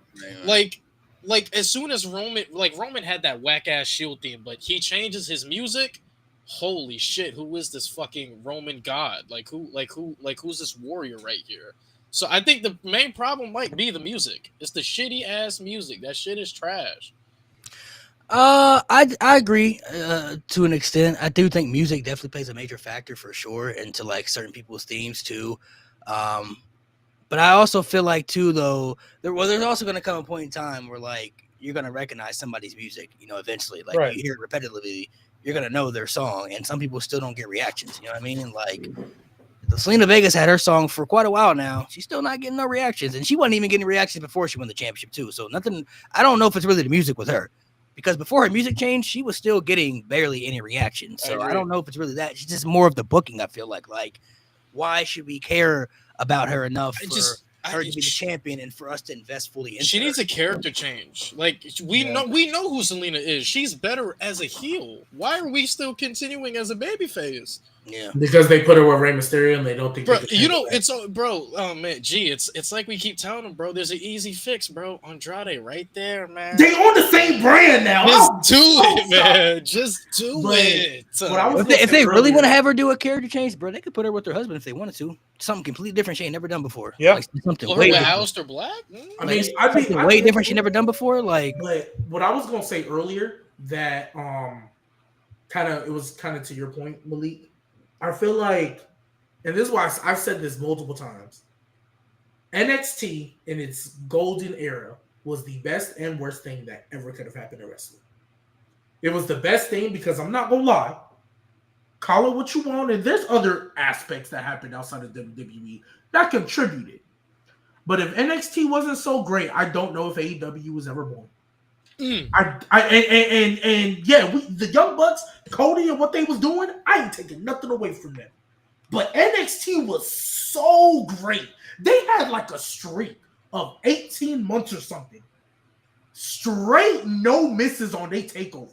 Yeah. They had a streak where literally every division was perfect. The tag, the mid-card. They even brought the cruiserweight title down there. And that shit was even the undercard, like filler matches on TakeOver were still good. Like generally, I don't know if you're ever gonna find. There's some takeovers that maybe like were okay, decent, but I don't know if I ever watched it. Sorry, I don't know if I've ever watched like a real takeover and said like that shit was terrible. Like felt like I was robbed. You know what I mean? They literally went on a streak of perfect television for a minute, and even though, yes, the Young Bucks and Cody and all them, they was doing their thing, right? I'm not taking nothing away from them. However, we saw how perfect NXT was and how bad WWE was, so much so to the point they was like, oh, please don't send these guys up to the main roster. Just stay in NXT forever. Adam Cole, we was so scared for him, right? So I look at that and I'm like, man, it sucks because when Triple H took over, me included, we all expected them to go straight back to that, straight back to the takeover. And because it never happened, I feel like that kind of dampers things. But it's crazy. I feel like I'm with you, G. Oh my god, it could be a blessing and a curse the way you look at it. Like, also when Triple H came up to the main roster and took over creative, a lot of people were expecting Raw, SmackDown, everything pretty much on the main roster to be like NXT Black and Gold feel. You know what I mean? Like, everybody thought that what we got in NXT Black and Gold was gonna translate over to the main roster, and that wasn't necessarily going to be the case. You know what I mean? Especially when TKO got involved. Like, I still think there are some people who generally don't understand that Triple H is not like the chairman of WWE. He doesn't own the company. You know what I mean? Like, there's other people involved outside of him that I feel like other people aren't really looking at the full aspect. Like, when everything bad happens to WWE, he's the one taking all the heat for it. Well, yeah, that's what people also got to understand. Like, it's so different because in NXT, Triple H didn't really. Holy shit. Okay, never mind. So it's so different because when Triple H was in NXT, he didn't have anybody breathing down his neck. He didn't have anybody telling him, "Hey, build up this guy so that we can utilize him" or anything like that. But now that TKO is here, like, I can't pinpoint anybody directly, but I'm pretty sure there's gonna come to a time where we're gonna look at somebody that shouldn't be in a position that they're in, and Triple H is gonna have to do everything he can to get that person over because TKO is like, we think the guy is money. Oh, we think this girl. Oh, we think this woman right here can benefit us in the future. Like that. Those are the type of guys Triple H has to deal with. Also, on top of that, you got sponsorship deals. So guys like LA Knight and Bianca Belair with the Slim Jim promotions have to look strong from week to week shows because they're faces of brands and shit. Like things like that matter. Sometimes it's not Triple H's fault. He just the branding is a good point. The branding is a good point. Let me just say, I have a hard time having sympathy for Triple H in this instance. When Triple H and Stephanie literally put themselves out there on TV and said, "Welcome to the Triple H era." Now, get the fuck out of here with sympathy for Triple H. I don't want to fucking hear it. He's the one who put himself out there and said, "We were in the new era. We're in the Triple H era. Play my fucking music and turn on those green lights. Vince McMahon is gone." We ain't tell him to do that. So can I ask, is Stephanie with the company? Because she's doing shit for WWE. Like, what the fuck is up with her? She's doing everything but WWE, yeah. God damn it. But anyway, so I understand that Triple H has other people around him. I understand that he is subject to TKO wants and needs. And then the great point that Lewis brought up that doesn't get brought up often enough on this show, they're subject to the brands, right? That they by the way, this is a small thing. I hate that the ring has turned into a NASCAR. There's something about it I don't like. It feels cheap and tawdry. I feel like it takes away from, every wrestler who has ever wiped their feet before they've gotten in the ring because of the respect they have for it now has to wrestle on a fucking Skittles logo. Dude, we went from a Prime logo to 45 logos in the It literally looks like an NBA jersey, and I fucking hate it. Anyway, I have a hard time being sympathetic for Triple H when he's the one that went on TV and said, "Welcome to my new era." That was him, not us. I mean, technically everybody else did it. Not him. Everybody else did it, technically. He went out in the ring, played his music, turned on the green lights, and said, "We are in a new era." And if I remember right, Stephanie McMahon literally said, "Welcome to the Triple H era." I don't want to right, but he didn't say this is my era. He said it's a new You era. sound an awful lot like a Rock fan, G. I'm just going to throw that out there. You sound an awful lot like a Rock fan. I wouldn't want him calling me that. I'm just saying. I'm just telling you what is factual. The Rock never said he was going to have a match. The Rock never said he was going to be at WrestleMania. Okay, get the fuck out of here. Well, that's different because Triple H did something and not in kayfabe. Get out of here with that. The Rock went out here and told an actual story on live television. All Triple H did was open up the show. It's not his fault his wife support him. It's not his fault his wife got his back. Like, what you mean? I'm glad you like the taste of. I'm glad you like the taste of boot, G. But I'm gonna take everything cherry flavored. I like cherry flavored shit, not boot flavored. I do like cherry flavored shit too. Yeah, I feel like it's gonna be it's gonna be an equal balance of. There should be an equal balance of the blame. Like Triple H. I agree. Triple H is a part of the creative, so yes, he deserves some of the blame, but he doesn't deserve all the blame either. You know what I mean? Like, yes, everybody knows we're in the Triple H era. Like, But I'll tell you what, though, just to bring it back full circle, that OG problem I brought up of people on TV not getting reactions, that is his problem to solve. Yes. That's all him. Yeah. I agree with you. I agree with you. It's his job to help others get over. And if we're being honest, some people just don't have it. Some people ain't just gonna get over. They're not gonna be able to connect with the audience. Like some people. Triple H to stop stalling when somebody's hot and just pull the trigger at their peak, please. Just like I'm all and that goes into it too. That's all. I'm all for letting stuff build, but like that's pulling the trigger too quick and holding it off way too long. My mom, he got lucky with Jey Uso because if that was anybody else, they would have been done a long fucking time ago. God, he's so lucky. He's lucky. I feel like there's gonna be there has to be a balance between both though, because I do think TKO has certain people that they like, and then Triple H is gonna have people that he likes. And if this was a Triple H Black and Gold, everybody would be booked differently, bro. Johnny Gargano would be the longest reigning tag champion, doing their own thing. Like a lot of people would be doing a lot of different things. You know what I mean? If Triple H really wanted it to make NXT Black and Gold, so it's just not going to be that way. So it's kind of the same when he had control of NXT and Vince had the main roster. Like Vince never watched NXT, so he was always changing people when they came up to the main roster because he had different visions of what these people should be. Triple H always had his people, and he would make them stars and then hand them off to Vince. Like, here you go. Got you some new stars right here. Yeah. And then Vince would just completely change it and mess it up because he had his vision of who he wanted stars. And they mainly were Charlotte Flair, Brock Lesnar, and Roman Reigns. Those were the three. Those were the top three at that time frame. And later, honestly, AJ Styles was a culprit of that too. AJ Styles was treated nice. Yeah, AJ Styles was originally in Vince's eyes supposed to be a mid-carder because he didn't know who the fuck he was. Vincent always missed some things. He got some things right in that era. Like AJ became a top star. Like there were some people that he did do right by. You know what I mean? He but catapulted Daniel Bryan. Say what you want. He was ultimately right about Roman Reigns. I mean, say what you want about the man. He was ultimately right. He treated Seth right too. Seth was always. So do you think Triple H's meetings with TKO? Do you think he walked in there and said, "You can destroy anybody you want, but Gunther's off limits"? Go to the Triple H guy for sure. Seth Rollins, I bet he walked in there and said, "Yeah, he's mine." The two most Triple H guys that we're seeing getting utilized more than probably better than ever now is Seth Rollins and Gunther. Seth Rollins has always been a Triple H guy. Up there too. Can we classify Jacob as a Triple H guy? EO's a Triple H girl. He is, but honestly, everybody. Do you just need more time with Jacob? Well, the thing is, everybody in that family gonna be straight. LA Knight is a Triple H guy. Man, don't do that. Bro, I'm not gonna lie. You got people out here, including Top Left over here, that are big fans of Tonga Loa, and that man, like, come on, that man ain't doing nothing. You know what? I'll believe you when Hikuleo finally shows up, and we'll see what the fuck happens. I'm not gonna lie, that family gonna be good, bro. That family gonna be good, bro. like, bro, I'm not gonna lie. The second they added Bronson Reed to War Games, I'm like, yeah, Bronson Reed is fine for the rest of his life. Just you think he's fine for the rest of his life? Yeah, just because he has that connection, he's fine for the rest of his life. There are certain people that did get. Some people mentioned in the comment. There are certain people that did get treated, like Bobby Lashley, AJ Styles. Definitely treated better in the Vince era. Dirty.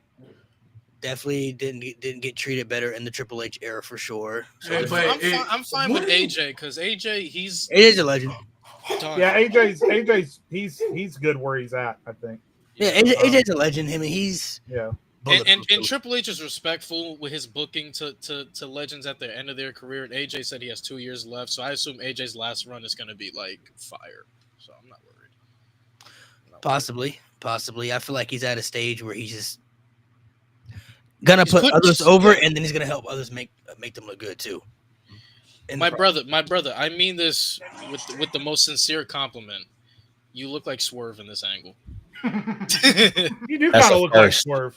You look like Swerve. Like in this angle, you look like Swerve. The glasses, the hat, bro. You look like Swerve. So I'm gonna ask the guest, since he's new to the channel and everything, so people can get more familiar. Who are some people in wrestling that you really are tapped into? Some of your favorites, and then who are some of the others that you really just don't care for too much? Maybe you just not your cup of tea. Maybe some people that you just can't get into. Favorite right now, Nia Jax. Love her. A lot of people, for some reason, they feel like I'm a rare breed, but I love Nia Jax. Especially since she came back, Nia Jax has been she did a whole 180. I'm a recent convert, so I'm with you. Welcome. She's amazing. All time though, I gotta acknowledge this. Kurt Angle, that's my GOAT. He's not the greatest of all time, but that's my GOAT. That's my guy.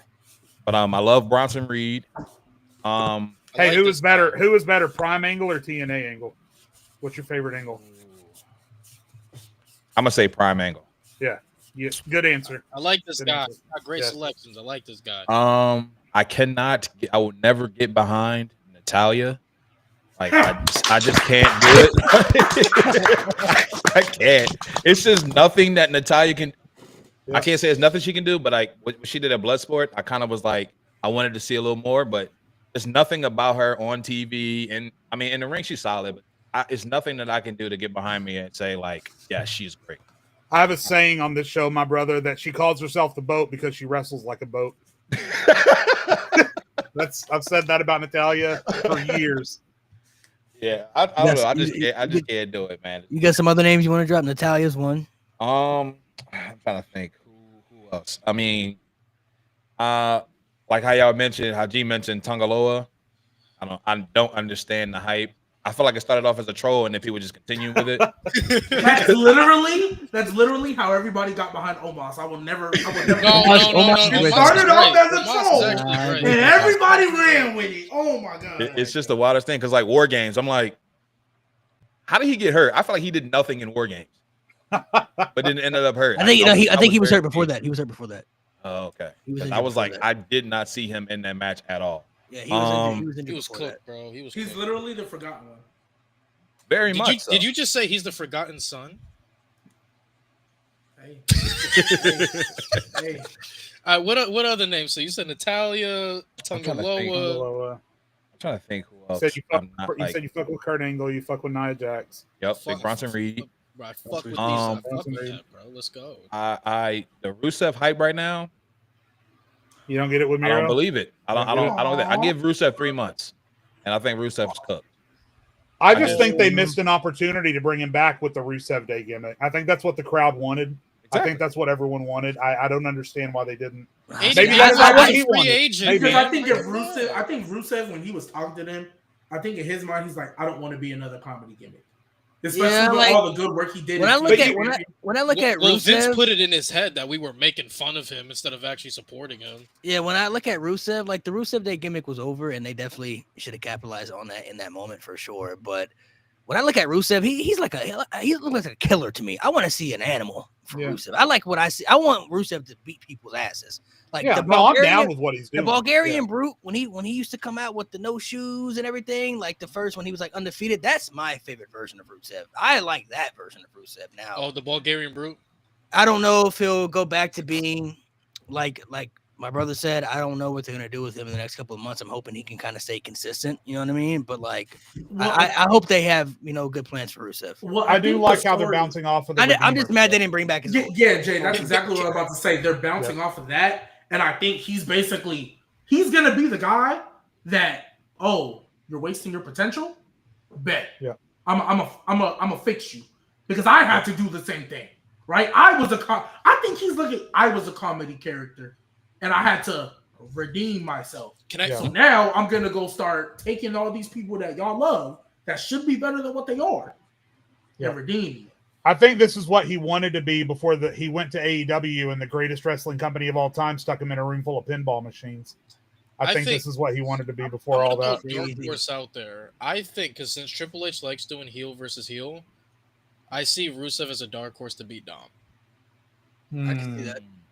But Dom's kind of a tweener at this point too. I mean, he's getting reactions from the crowd now. And if Rusev would have beat Dom, like he would have beat his ass, and that would give Rusev some more sympathy, like for being a heel, because they're gonna be mad that Dom got his ass beat like that. You know what I mean? Like that would be a good candidate. I honestly would not hate that at all. Honestly, wasn't there some "Let's Go Dom" chants in St. Louis? There was a lot. There was a lot. They were chanting "Dirty Dom" and Oh yeah, they were doing the dirty Dom. Yeah. But I want Rusev to have like that dominant feel against him. Like when you match up Rusev and Jacob, I want Rusev to be on that level. Like, these two these two can beat each other up. Like when you see them face to face, you're like clapping your hands. Yeah, like I want that feel from Rusev. He has to look, especially when he puts that the accolade in, bro. Anybody going to put anybody out with that, bro? Like, so I'm hoping they can get him back to that. So I feel like on Raw, he's in a really good spot because in that mid card scene, since Braun Breaker moved up, like there's nobody that looks like Rusev. There's the nobody, IC title is wide nobody open. got that physicality like Rusev. Nobody, Yes, just Rusev is in a great spot right now. Yes, I'm not gonna lie. like I said, I was just mad they didn't bring back his old team, but it's all good. It's all good. The new team is He's there. in a better spot than Andrade, but that's another story for another day. Which I mean, yeah. I mean, Andrade. I mean, if it's now not we're talking clear, somebody. We're getting a faction with Andrade and the Lucha Bros, right? That's not clear. Like, I just want to make sure we're all clear as day with that, right? Whatever they're doing, they need to hurry up and fucking do it because I'm worried. Now about Andrade I feel like and the way LWO. I feel like the way he said about Rusev. Honestly, I think that's gonna be Aleister Black in the next couple months. I don't really know if they're gonna do much of it. I agree. I think Aleister Black. All right, here's the thing. I feel he's like not getting the reactions I thought he would. Sorry. I feel like no, it's fine. I feel like Aleister Black, and this is what I said. I feel like Aleister Black right now is going to be that he's just going to be filler. That's how I feel. Like I don't see. So this is what I noticed within the Triple H era. The top level mid carders are guys that can be transcendent to the main event scene. And I know people are going to look at me. Well, Dom, yeah. Well, we've talked about Dom winning Money in the Bank for months, so shut the fuck up. A lot of the top level mid card guys, you can see them being transcended to the main event scene. Like we looked at Gunther when he was IC champion, Sami Zayn when he was IC champion, Jacob now, Damian. Like these guys at one point were high level mid carders transcended to the main event scene. When I look at Aleister Black, I don't see him on that level of being a top tier level mid carder. Like Chad Gable is one of the best mid carders we got. But he's not booked like a top tier mid carder because he's not transcended enough to go to that next level. If we be honest, that's how it is. That's how most of the guys are. Yeah. 100%. So with Aleister Black, I just don't see that personally. I feel like Aleister is also immediately stuck in the fucking Carmelo Hayes vortex. Same thing they did with Andrade. They're going to put him in a best of 7 with Carmelo Hayes, and then both of them are just going to float out in the ether when it's over. I feel like too. Honestly, they're missing opportunities. I feel like they're bringing too many people up to the main roster, man. NXT needs a lot of depth right now to their men's division. Jeff Cobb could have been a good fit for NXT. Aleister Black, even though he was in NXT in the past, he would have been a good fit for there. Like some of these people, I feel like don't need to come up to the main roster immediately. Just because you're in NXT and it's looked at as developmental doesn't mean you're in a bad spot. NXT is still a good developmental WWE program that produces good quality television every week. The only thing they really lack right now is more depth into the men's division. Their mid-card division is good. The tag team division is good. The women's division is the best it's ever been. They just don't have legit challengers for like the top level. Yeah, they don't have guys for Oba or Ricky right now. But like still, despite the lack of depth, we can all collectively agree from top to bottom, it's still the best book show WWE got. Yeah, it's still very good. NXT is the show that I think is the most exciting every week. But I feel like when they're bringing in these new signings, some of those people could be thrown into NXT for about a year. You know what I mean? It ain't got to be, or maybe 6 months. You know what I'm saying? Like you ain't got to keep it down there for long. But like Andrade could have been down there for a good 6 months. You know what I'm saying? Aleister Black, Jeff Cobb, these people they add more main event depth to that division. That's what made NXT so great back then. Yep. Adam Cole and Drew McIntyre, all these people came back to WWE or signed with WWE. They went to NXT first. Besides AJ Styles, but other than that, everybody went down to NXT. I would have loved to see AJ in black and gold, bro. Oh my god! And it wasn't looked at as a bad thing either. Like when Samoa Joe came to NXT, like you knew that he was above the NXT level. Like he didn't need to be developed, but it was exciting because of the depth they had in the division for NXT at that time. The matchups and the possibilities of stories that you could see. You knew it was going to be something good. That's what NXT is missing right now. They don't have those big main events.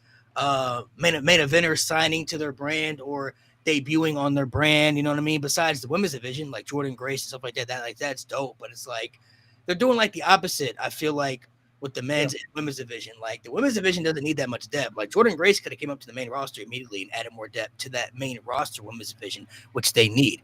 The men's division for NXT needs the opposite, but they're not adding more depth to it by having people debut there. And the proof is in the pudding for how successful it can be. Look at all of the guys who were in WWE and then went to NXT and were ultra successful. Drew McIntyre, Samoa Joe, Finn Balor had the best run of his career in NXT. Baron Corbin did the best work of his WWE career in NXT. Mandy Rose it could have become one of the best female wrestlers in NXT history. For what it was, Apollo Crews, like Apollo Crews did. So even if it's just a marginal jump, but then there is a proven history of these guys going to NXT and making huge strides. Now guys like Finn Balor then get sent back up to the main roster and lose all of their aura and all of their momentum right away, but that's not the point. Yeah. But you can go to NXT and you can put in the best work of your career because so many guys and girls have done it before. So you're right. They're doing it backwards. The women should be on the main roster and the men should be in NXT. I don't really understand what they're doing at this point.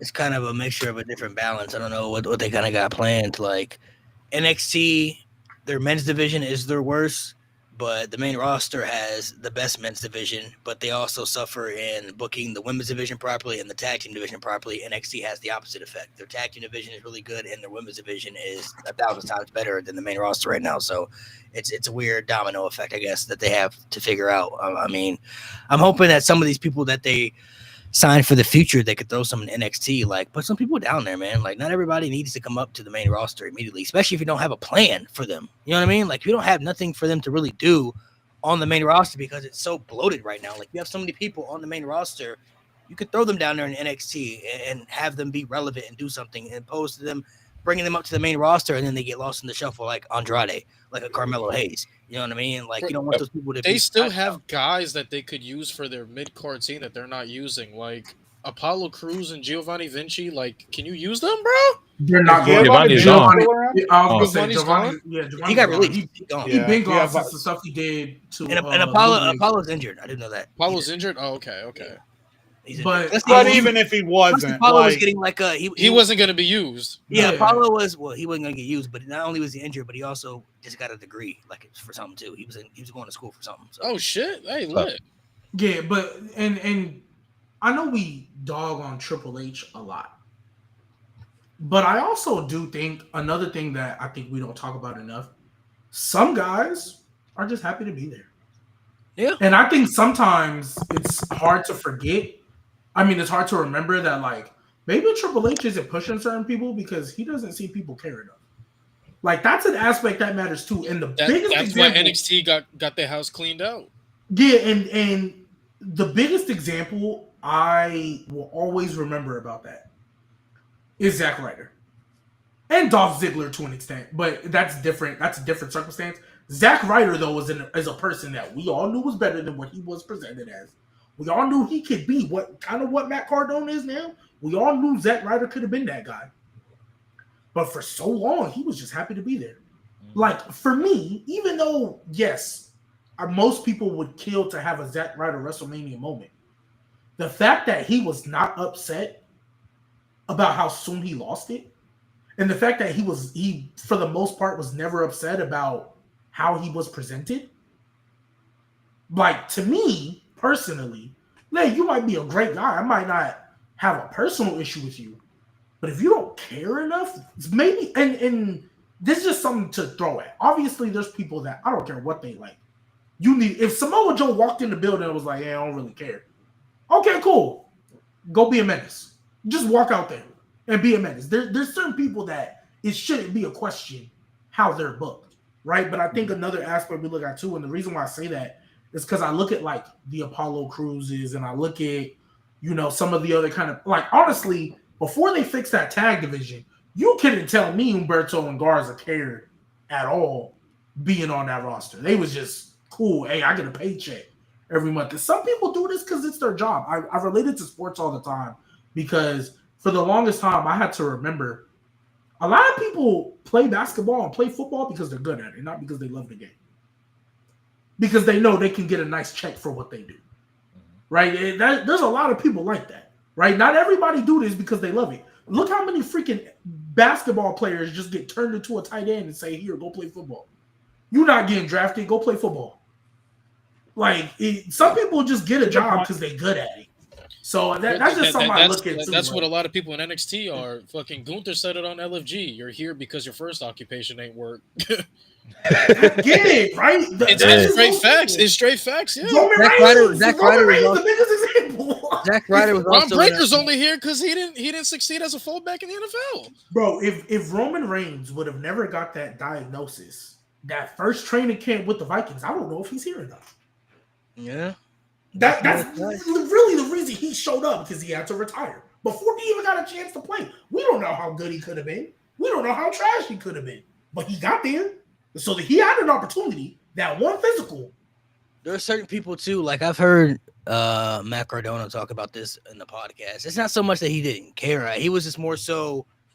He was in a position where I guess he kept keeping faith. Like every time they tell him something or he get a nice little push, they take it away from him, and then he would try to work hard to get it back again. You know what I mean? But then you start to realize, like, this is my ceiling. Like, this is where they see me, and this is what I'm going to be. And, excuse me, some people can break that ceiling, but it's very hard for you to be able to crack that ceiling. You got to have, like, a Becky Lynch type of reinvention. You know what I mean? A Becky Lynch type of crowd reaction where it's just undeniable for you to go against, and then you finally see the superstar in front of you. Not everybody is fortunate enough to get that type of treatment at the end of the day. So some people are just happy to be there. You know, some people just want to be in WWE. Yeah, the thing with Zack Ryder too, G, is I don't know if people saw the interview, but Zack Ryder had to convince Road Dogg to be in the match because Neville was originally supposed to be in the match, and then he tore his ACL.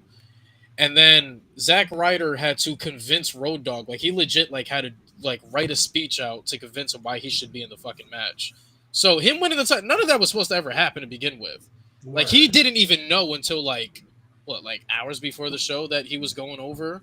And so like that's a great point. And that's a great point because I do remember hearing about that. But I just look at like everything that was leading up to before. And in this period of WWE, it's not like we could make the argument, no, you're not getting laughed at. No, we knew what Vince was doing, right? It's not like it was Triple H just trying to make a comedy. We knew what Vince was doing. We knew he was trying to make Zack Ryder look stupid, right? And even Dolph Ziggler to a lesser extent, because Dolph Ziggler had his moments, but it's like how many stop-start pushes you had to get, you know what I mean, before you finally say enough is enough. And I mean, credit to him, I'm glad he's doing this thing now. But imagine in Drew McIntyre, obviously he got fired. But Drew McIntyre, I feel like he set the blueprint because, or maybe not set the blueprint, but he is a blueprint because he left. He was supposed to be the chosen one, right? They was trying to push this to the moon, right? But then you say Cody wrote the blueprint first. Yeah, him too, right? And you look at them, and it's like not everybody's gonna get that type of push.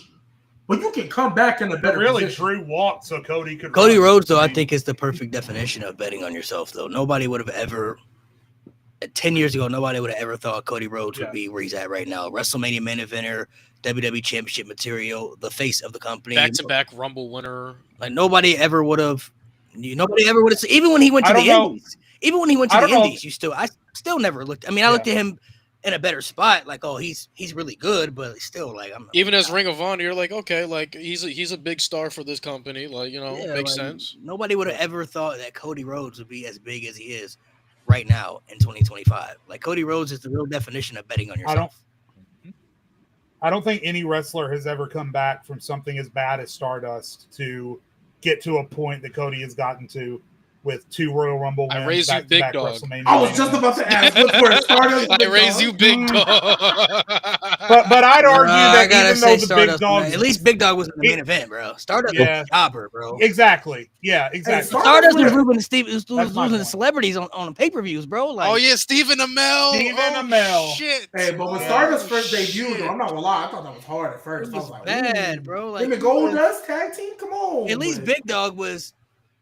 It's probably the worst stretch of a main. At least Big Dog was winning championships, and he still had Big Dog is probably like the worst stretch of a legit top guy being pushed that we've seen that fans didn't want. But at least he was still in the main events. You know what I'm saying? Main eventing WrestleMania, bro. Stardust was a nobody, bro. Nobody cared. Like, he was losing to anybody, bro. Like I said, he lost a celebrity on a pay-per-view, bro. Bro, that was on a SummerSlam, right? SummerSlam and Neville. Brother. If Cody had never left, guaranteed Stardust is running around with the idiots chasing after the 24/7 title in 2019. Easy. Guaranteed. Jeff Hardy was running around with that belt. Bad, man. Bad. I look at Stardust as like like Rocky Maivia, like the Ringmaster and Stone Cold. Like if those people had never changed, bro, look how history would have never changed. Terrorizing is crazy. Terrorizing. You know what I mean? Like imagine how history would have never changed. Mark bro. Callis. Kane was a dentist at one point, bro. Isaac Yankum. Like imagine if he had never changed, bro. Like Kane was like something bomber, right? He was bomber. Yeah, that was in Memphis, Tennessee. I think I remember what it was. Like Adam Death Bomb or something like that. I don't remember. Real quick to Ola Bogang Matoa. I'm so sorry if I butchered that name. Lewis has basically stated that he's not watching AEW until Moxley loses that title. So yeah, it's gonna be a minute. It's gonna be a minute.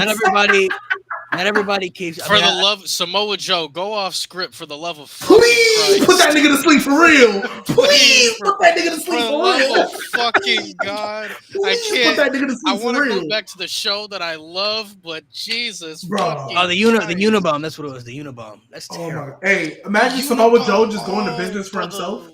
And just freaking put that nigga to sleep for real, bro. I didn't know I was talking for him. I'm gonna ask everybody this because I haven't put the video yet. I gotta still edit it and stuff. But I asked people this at Backlash, this random people. So I want to see people have the same consistent answer. Everybody's gonna go individually. Everybody will just answer one answer. I'll start with Jade. Who is somebody in WWE right now, man, woman, tag team, doesn't matter, that you believe deserves a push right now? Just one person. Just if one person that you just feel like they deserve a push right now. Doesn't matter what push, world title, or just do something with them. Fuck, that's hard off the top of my head. There's a couple of names that I want to see what y'all say, and then I'm going to tell y'all the most real answer that I heard. Okay. If I had to pick one, you've got him. Now you got to do something with him. I mean, I got to go with the Machine Guns because I thought they'd be doing a lot more than they are. Just to have a real quick title reign. Now the TLC was a banger, obviously. So, but yeah, the Machine Guns I thought were going to be a way bigger deal than I thought. You got them, you got to use them, and they're not. So yeah, I'll go with the Machine Guns. It could be. Is NXT included? It's one person. NXT, whoever you feel. NXT is included. One person. Yeah. I'm gonna look at it. I'm looking at the camera when I say this. Channing, Stacks, Lorenzo. Oh, wow. Do I explain or do I just say it? You can explain a little bit.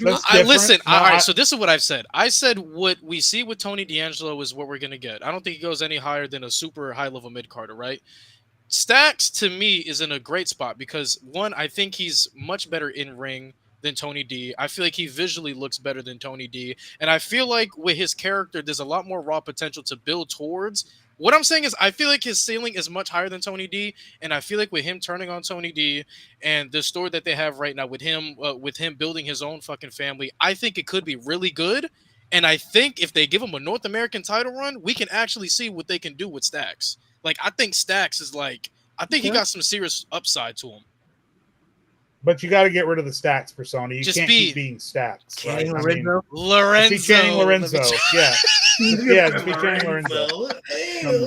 That's mine. That's mine. I try to go off the grid because I know everybody's gonna say some common shit. My brother, what about you, man? I feel like the safe answer and probably the most popular answer is Karrion Kross. Because the way this man is literally doing everything, he's doing everything right. I feel like he's doing everything right. He's taking advantage of TV time. He's saying all the right things. He's doing on podcasts. He's doing his stuff behind the scenes. He's doing his stuff like at WrestleMania. He was like all over the streets. Karrion Kross is doing exactly what he's supposed to do, which is obviously why he's number one in merch right now. He's doing exactly what he's supposed to do. So I say Karrion Kross. G, that's a good shout. Why'd you ask? Why'd you ask this question? Why? I want to see what he's gonna say. You know what he's gonna say. Man, go ahead, turn this nigga on Dominic Mysterio, please. No. Please. No. You see the way he was looking at old boy? Man, go ahead. He's a hater. He gonna get packed up. Dom gonna pack him up. Go ahead, turn this nigga. I think something interesting is gonna happen. How did I not know he was gonna say Finn Balor? I'm shocked. I like it though. Yeah. How you not? Dom gonna pack Finn up? What you talking about? Finn Balor is cooked. That needs to happen. So we need Finn back as babyface. Finn is turn it up. It's over for him, bro. He's cooked. You see, this whole chat was cooking with their selection. Then it comes this fucker, yo. I mean, I was gonna say my real one, which is Karrion Kross, but he took it, so I was went ahead. So your pivot was fit. Finn Balor, my guy. I'm not going. Hey, Johnny Gargano's my guy, but at least I'm realistic with his spot. I can admit that Finn Balor been cooked for a minute, but I still want to root for my guy. Can I say an honorary mention? Sure. Yeah. Because because I feel like Sami Zayn ruined it, but I feel like Chad Gable deserved it. Yeah, good one. I changed my answer. Chad Gable over El Grande Americano. I was about to say my pick is El Grande Americano. I'm not doing the meme, Lewis. I'm not doing the fucking meme. Gracias, baby. Gracias. Two different people. Malik, why did you bring this up? I was just curious to know. I asked people yesterday at Backlash. I haven't edited the video out, and a lot of people said Karrion Kross. Majority of people said Karrion Kross. Yeah. And I just want to say, and what's crazy about that, legit,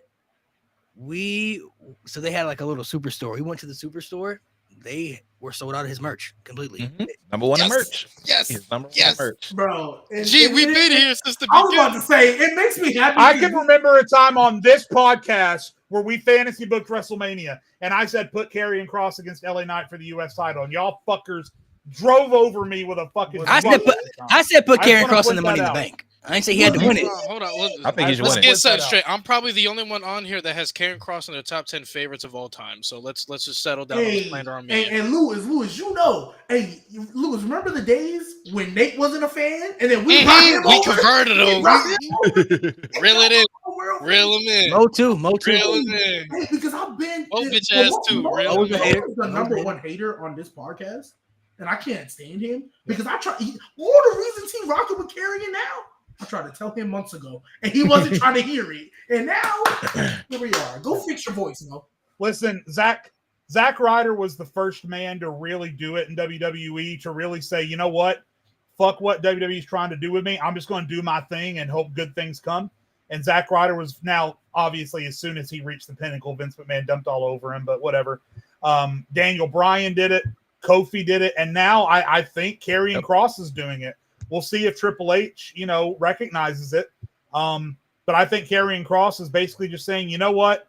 If they release me, they release me. They're not using me anyway. I'm just going to go out and do my thing. And it's working. And WWE needs to pay attention and strike, as Lewis said, go against your better instincts and strike while the iron is hot. I feel like they're going to do it now, mostly because, especially with Money in the Bank. I honestly think he's going to win Money in the Bank. If you think about it, like when we wanted LA Knight to win Money in the Bank, LA Knight didn't win. We wanted Jey Uso to win, Jey Uso didn't win.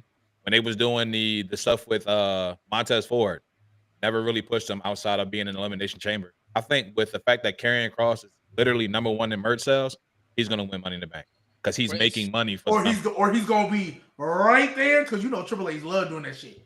Oh yeah, you right there, you right there. Nope, here comes Damian Priest. I think this could be the one time. Here comes Drew McIntyre. I think this will be the one time when it happens. I think this is going to be the one time when it happens. I don't know if he's going to win Money in the Bank. Well, first off, I got to see who's in it first. I got to see who's in the match first. I got to have him be booked to be a monster like that too to win Money in the Bank. If he's in there, I'm not even. He could, but if he's in there with like a Braun Breaker, even like a Logan Paul, LA Knight. I don't know, man. That's even better for him. I'm not getting my hopes up because Logan Paul is going to win. Logan Paul's character fits perfectly. He gonna slap Prime on the briefcase. Don't say that, Lewis. They're gonna do it. Prime in the bank is crazy. Prime in the bank, right there. They're gonna do it. They're gonna do it. Oh my God! I think Logan will be in the match for sure. I think Braun Breaker will be in the match. He's the spot monkey guy.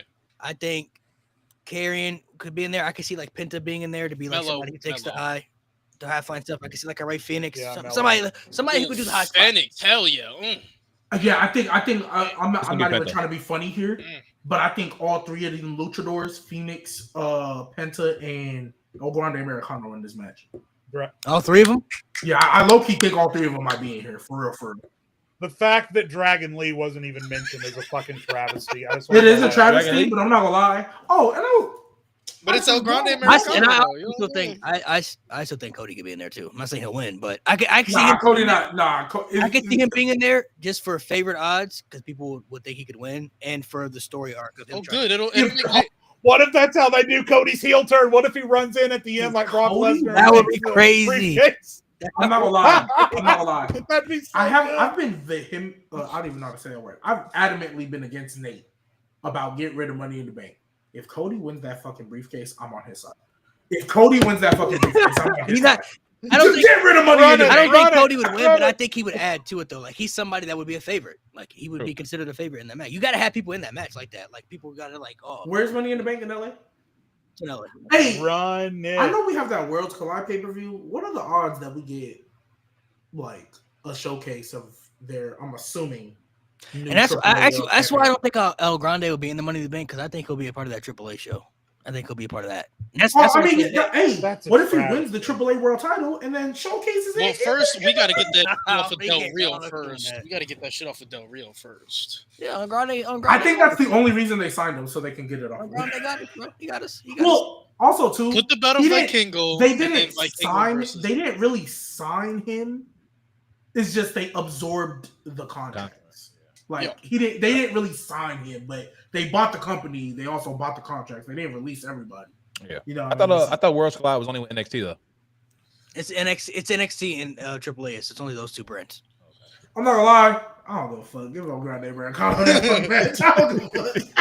But because he's technically a luchador, I mean, he could do it. I mean, he's considered a luchador. You know what I mean? What do you mean technically? I think they're gonna put some main roster. I'm in context for some people. People don't believe it. A little bit. They don't bought into it. So I think that's how the Money in the Bank is going to be structured to me. I could see like Cody being in there. I could see Karrion Kross. I could see Logan Paul, Braun Breaker. And honestly, if they want to put both Rey Fenix and Penta in there, I mean, they could do some interaction with that. I mean, honestly, a name that we're forgetting, Melo. I think Melo going to be in there. He's not a tag team with Miz, bro. He's not, I'm not gonna lie. It doesn't matter. It doesn't matter because they're not in the tag division. Yes, he's in a team with him. Not yet. They're still doing singles matches. They're going to challenge for him. He's basically his manager. Yeah, basically, he's basically the manager, and he's gonna. I hope they don't do it. But one of them is gonna turn on the other, and I don't want either of them to be a babyface. But if anybody gonna do it, Melo be the one to strike the Miz, because at least the Miz, I don't want Melo as a babyface. That's the thing. I saw him as a babyface already. It wasn't good, my brother. It was not good. It wasn't good. I don't want to see that again. The only reason why I say it is because I feel like Miz is 10 times better when he's a heel. He do not need to be a baby face. Well, I don't think Miz will be a baby face in this. Well, I don't think Miz will be a baby face. I think the Miz can still just be the Miz. But Melo's like, yeah, you're beneath me now. I think Miz can still be the Miz. None of them should be baby face. But if Melo turns on Miz, it'll kind of be like I'm kind of off that now. That whole Melo don't Miz shit. Yeah, I'm done with it. That shit is and the Miz, honestly, the only thing I don't like about that is the him. Melo don't Miz though, and then him calling him is so trash, bro. And then him calling himself the 10th wonder of the world. I'm not gonna lie, that shit's hard. I fucks with it. But that him. That is trash. But Melo don't Miz is a great name to me. I love that name. Some people to me are just not meant to be in tag teams, bro. Melo, he's above that for me, bro. He's above the tag team division. But he's not even really a tag team. They're a team, bro. They got a whole team. I only accept him being in a tag team with Trick. That's it. I was about to say Trick and Melo wasn't. And that was cool, but Melo was the main event guy. He was the vocal point of the guy. You know, I agree. But if there's anybody that I'm only cool with him being in a tag team, like a legit tag team would be Trick. That's it. Word, but I don't. But even if Trick, I don't think that was a legit tag team. No, it wasn't. It wasn't. But I'm saying on the main roster, eventually they're gonna be. My point is, even if this is like just a mentorship thing, fucking Carmelo looks like the biggest dope in the world for getting involved in a mentorship with the Miz. Have you seen any mentorship with the Miz that People forget about the fact that he was literally Daniel Bryan's guy. Hold on, stop. My point. That's not my point. My point is, I'm talking about. Hold up, I'm talking about in storyline. The Miz has turned on every person he has ever mentored, is my point. So for Carmelo in storyline looks like an idiot. Why would anybody want to trust Paul Heyman? Turns on everybody. Everybody turns. It's like Randy Orton. Why are you trusting Randy Orton out of all people? So question: Does Seth? I'm being nasty, Jay. Don't be that. I'm being nasty. I was about to ask a That nasty turns on everybody question. too. So yeah, Seth turns on everybody. I'm just talking about storyline. It's like Mello has never watched a day of professional wrestling to say, oh yeah, this is cool. The Miz definitely isn't going to turn on me at the first available. It could be like a change of pace, like G said. Mello turns on Miz, but on some they both still heel. Only person that the Miz never turned on was Shane McMahon, and that shit was trash. That shit was not good, bro. Like, hey, the match they had at Mania was fire though. It was all right. It was a match. They did wrestle cool. at Mania, you know. The false count. Yeah, the bell rung and then it rang again. The false count anywhere wasn't good. Come on, the man. steel cage match was solid. It was solid. It was. Cool. I remember it was cool. It was cool. But it was one of the best matches at that time though. That's when I knew like Miz is a babyface. It's not working for me, brother. I mean, thank God for Bray Wyatt. Hey, we talk about even going up against Shane McMahon. I'm like, that's not working. Hey, before Karrion Kross, that was really the heel maker. There's only one person to survive the Fiend and still be in. That was Daniel Bryan. That's the only person to survive the Fiend before Karrion Kross was turning everybody heel. Man, R.I.P. Bray Wyatt. Y'all be well. R.I.P. Bray Wyatt. Hey, G, just to make you sad, I went on Twitter and I saw the iconic Enzo and Cass promo without the mic, and now I'm sad. I think that's where my hate for Jeff Hardy really emanates from. Still, you can't do that on him, bro. I'm not gonna lie. You can't. You got the same hatred. You got the same hatred for Matt Hardy too, then? I mean, Matt Hardy's never been in conversations that I want to knock him down from. So it's different with him. Bro, but I genuinely put that. I'm not gonna tax the Hardys for that, but I've always agreed with G though. Like Enzo and Cass, that was their match, bro. That was their match to win. I thought the whole time they put off Enzo and Cass winning them titles to give them the moment at Mania. That was their them match. Niggas was having feuds with God knows who when Enzo and Cass was right there, and I was like, they got the John Cena tag team spot. Yeah, like they got the whole. I was like, okay, bro. And the fact that they actually never won the tag titles in NXT or the main roster is crazy. That's the wildest shit in the world. That's bro. That's as of recently, like as of let's go 2016. Has there ever been a tag team that was as over as Enzo and Cass at their peak? No, bro. They were bro. They had one of the. Other than Shinsuke, they might have had the loudest reaction for a debut on the main roster that I've ever seen. Other than Shinsuke Nakamura, bro. And especially on that Raw. And especially because niggas wasn't even really watching NXT like that. And for them to know them, when they came out word for oh my god, bro, that shit was really good. And they were the perfect duo. Like Enzo in the ring wasn't that great, but he had crazy personality. Enzo, don't say that. Enzo in the ring was trash. They literally made up for each other's weaknesses. Cass couldn't cut a promo to save his life. Yeah. Hey, that's what Enzo for. But he did know how to say there's one word to describe, you know. He did that. He hit his marks. He hit that shit. And when they split them up, bro, I was defeated, bro. Like, no. I know why they did it. You knew it was over. So trash. And then they had Big Cass come out to that. Bro. I mean, I used to piss me off when he used to come out with that trash ass demon smile. He'd come out with that stupid walking smile. I'm like, bro, this is trash. I remember when Big Cass was in that Fatal 4-Way Eliminator for the Universal title.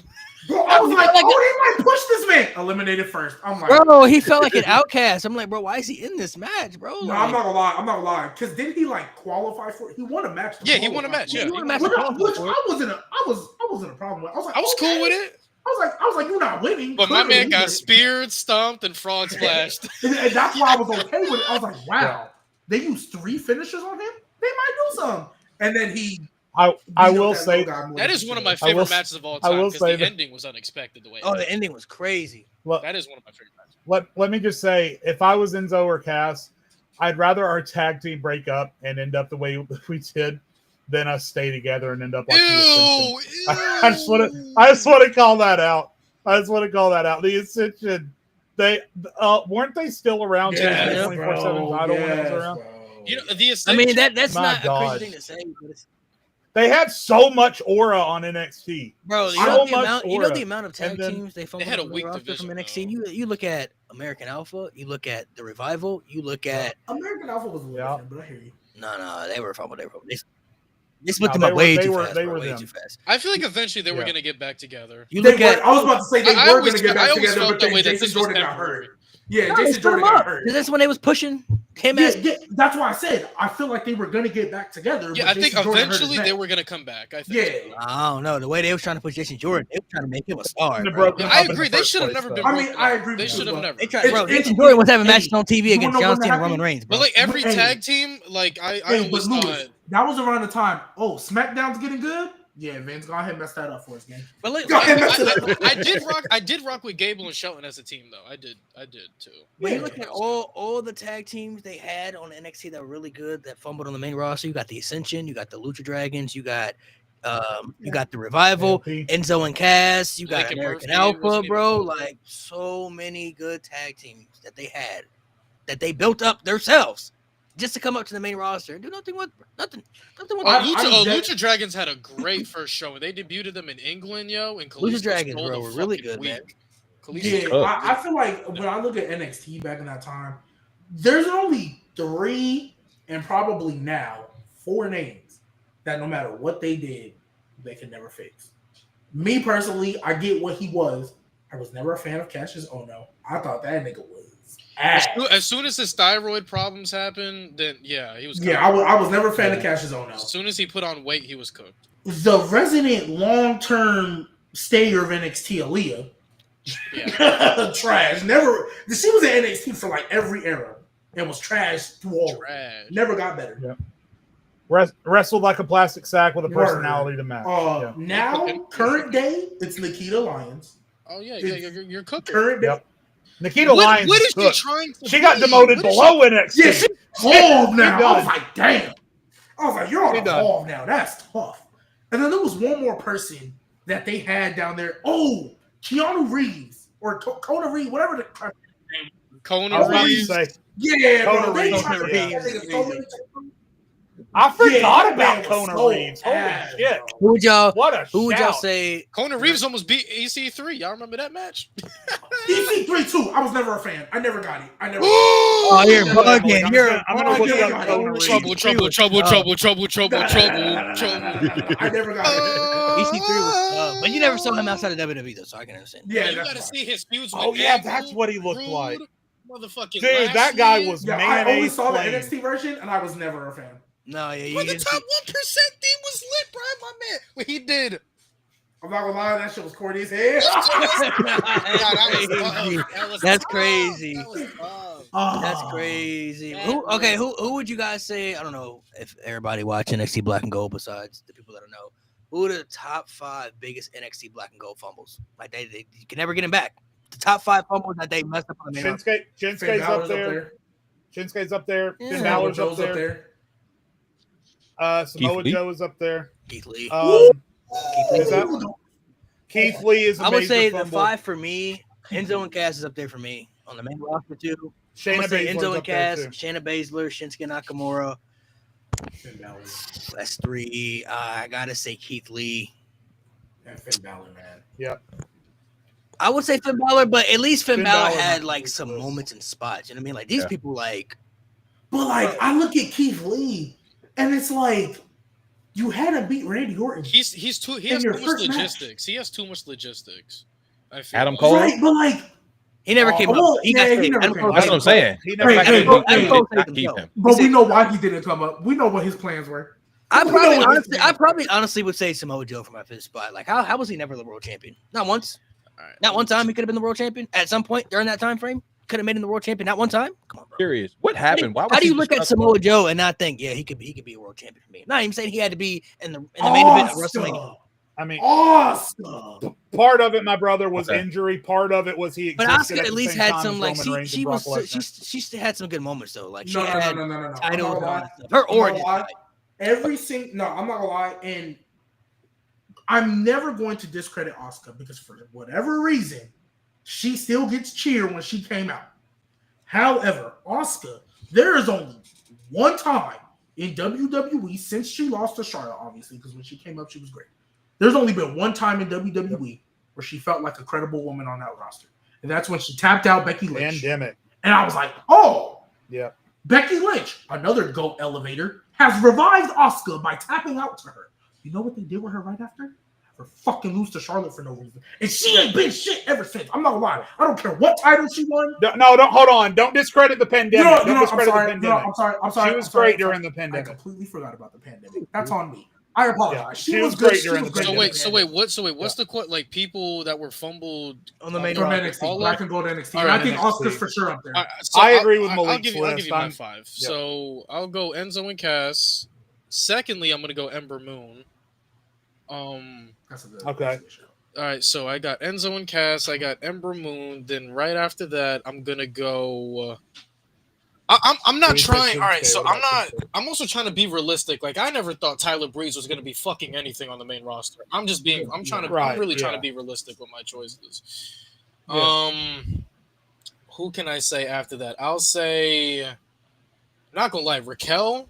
The way how I thought she was gonna be, like, kind of crazy. Not gonna lie. Yeah, she had her presentation at NXT. Her presentation, she had way more personality, better matches. Like, dude, she's way better. I never believed she was gonna be pushed. I'll do that. I'm gonna go. I'm trying to think of some man. Oh, Grayson Waller. He went from the number one man in NXT to number one hated man in NXT to losing everything with fucking Theory. Then after that, Cameron Grimes is an underrated one. I feel like he could have been a really good mid-carder. I mean, I guess for me, the way they portrayed him, he squashed Corbin. I mean, for me, I look at it as like, I look at guys that like, I look at Vince like there's no way. Like I'm looking at the way Vince liked to book. When I look at that, Cameron Grimes never believed in you. Raquel never believed in you. But Keith Lee, it's a big guy who can move. You need people for. I mean, bluntly stated, you want people. You need people to get fans to Roman and Brock.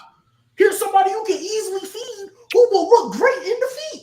They gave Keith Lee the Roman rub with the fist bump and pinned Seth Rollins. You pinned Randy Orton in your first fucking match. Clean, mind you. Yeah. I would say Keith Lee. And then he became a bear. Keith Lee is more of a fumble as far as his talent, but I never really saw Vince was going to use him like that. I thought Vince was more of a Karrion Kross guy. That's my top 5 is different because there's a lot of guys I feel like could be like, to me, like there's so many guys. Like I said, Tyler Breeze would be one, but I kind of knew off rip like he wasn't going to be that guy. Like Bo Dallas, even though Bo Dallas wasn't great in ring, like all right, so y'all know I fucking watch NXT from the beginning. The type of guy Bo Dallas was, the type of champion he was, you couldn't bound to like not want to punch his face in.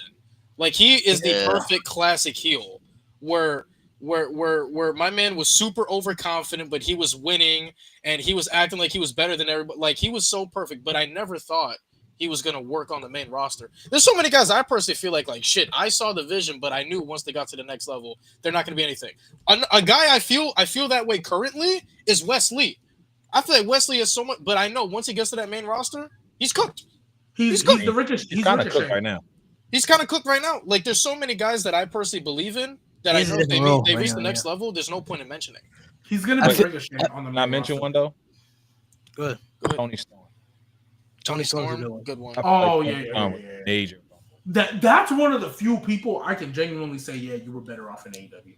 True. Swerve too. Swerve for sure. Because Swerve was fumbled in NXT. He won the North American title in his only title defense. He lost it 2 seconds later to Melo. Yeah. He was fumbled in NXT too. Yeah, I Swerve. I never believed was going to be pushed anything. Because also too, I look at Swerve now at AEW. Obviously, he got a lot more muscle on him than he did in NXT. And looking at his stature in NXT, I never thought he was going to be pushed well. Like, even when Hit Row first debuted, I was like, this is a mid-card act waiting to get buried.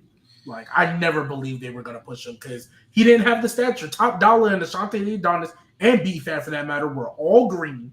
Yeah. Right? They was all green. And the only one that was advanced can fit up under the door when it's closed.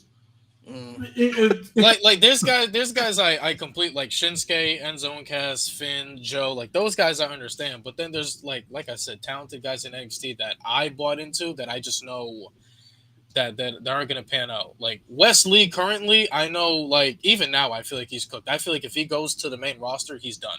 Like There's only one. He's gonna be a guy we're gonna be waiting to be released. Like that's how I feel about Wesley, and he's one of my favorite wrestlers of all time. Realistically, to me, there's only one. If we're talking just strictly for the men's division, Obafemi is the only guy I see in the division right now where I'm like, yeah, he's gonna be a world champion on the main roster, no doubt. Everybody else, I don't really know. I'm not really sure. Ricky Saints is another one. I know he's gonna get over because he's fucking Ricky. But Ricky will be fine, and I'm sure he'll be NXT champion at some point too, probably at some point. But like when you're looking at main roster presentation, Oba, I agree. Oba's like honestly, I'm not gonna lie. I'm kind of scared for what's his face. Sure. Believe it or not, Ethan Page.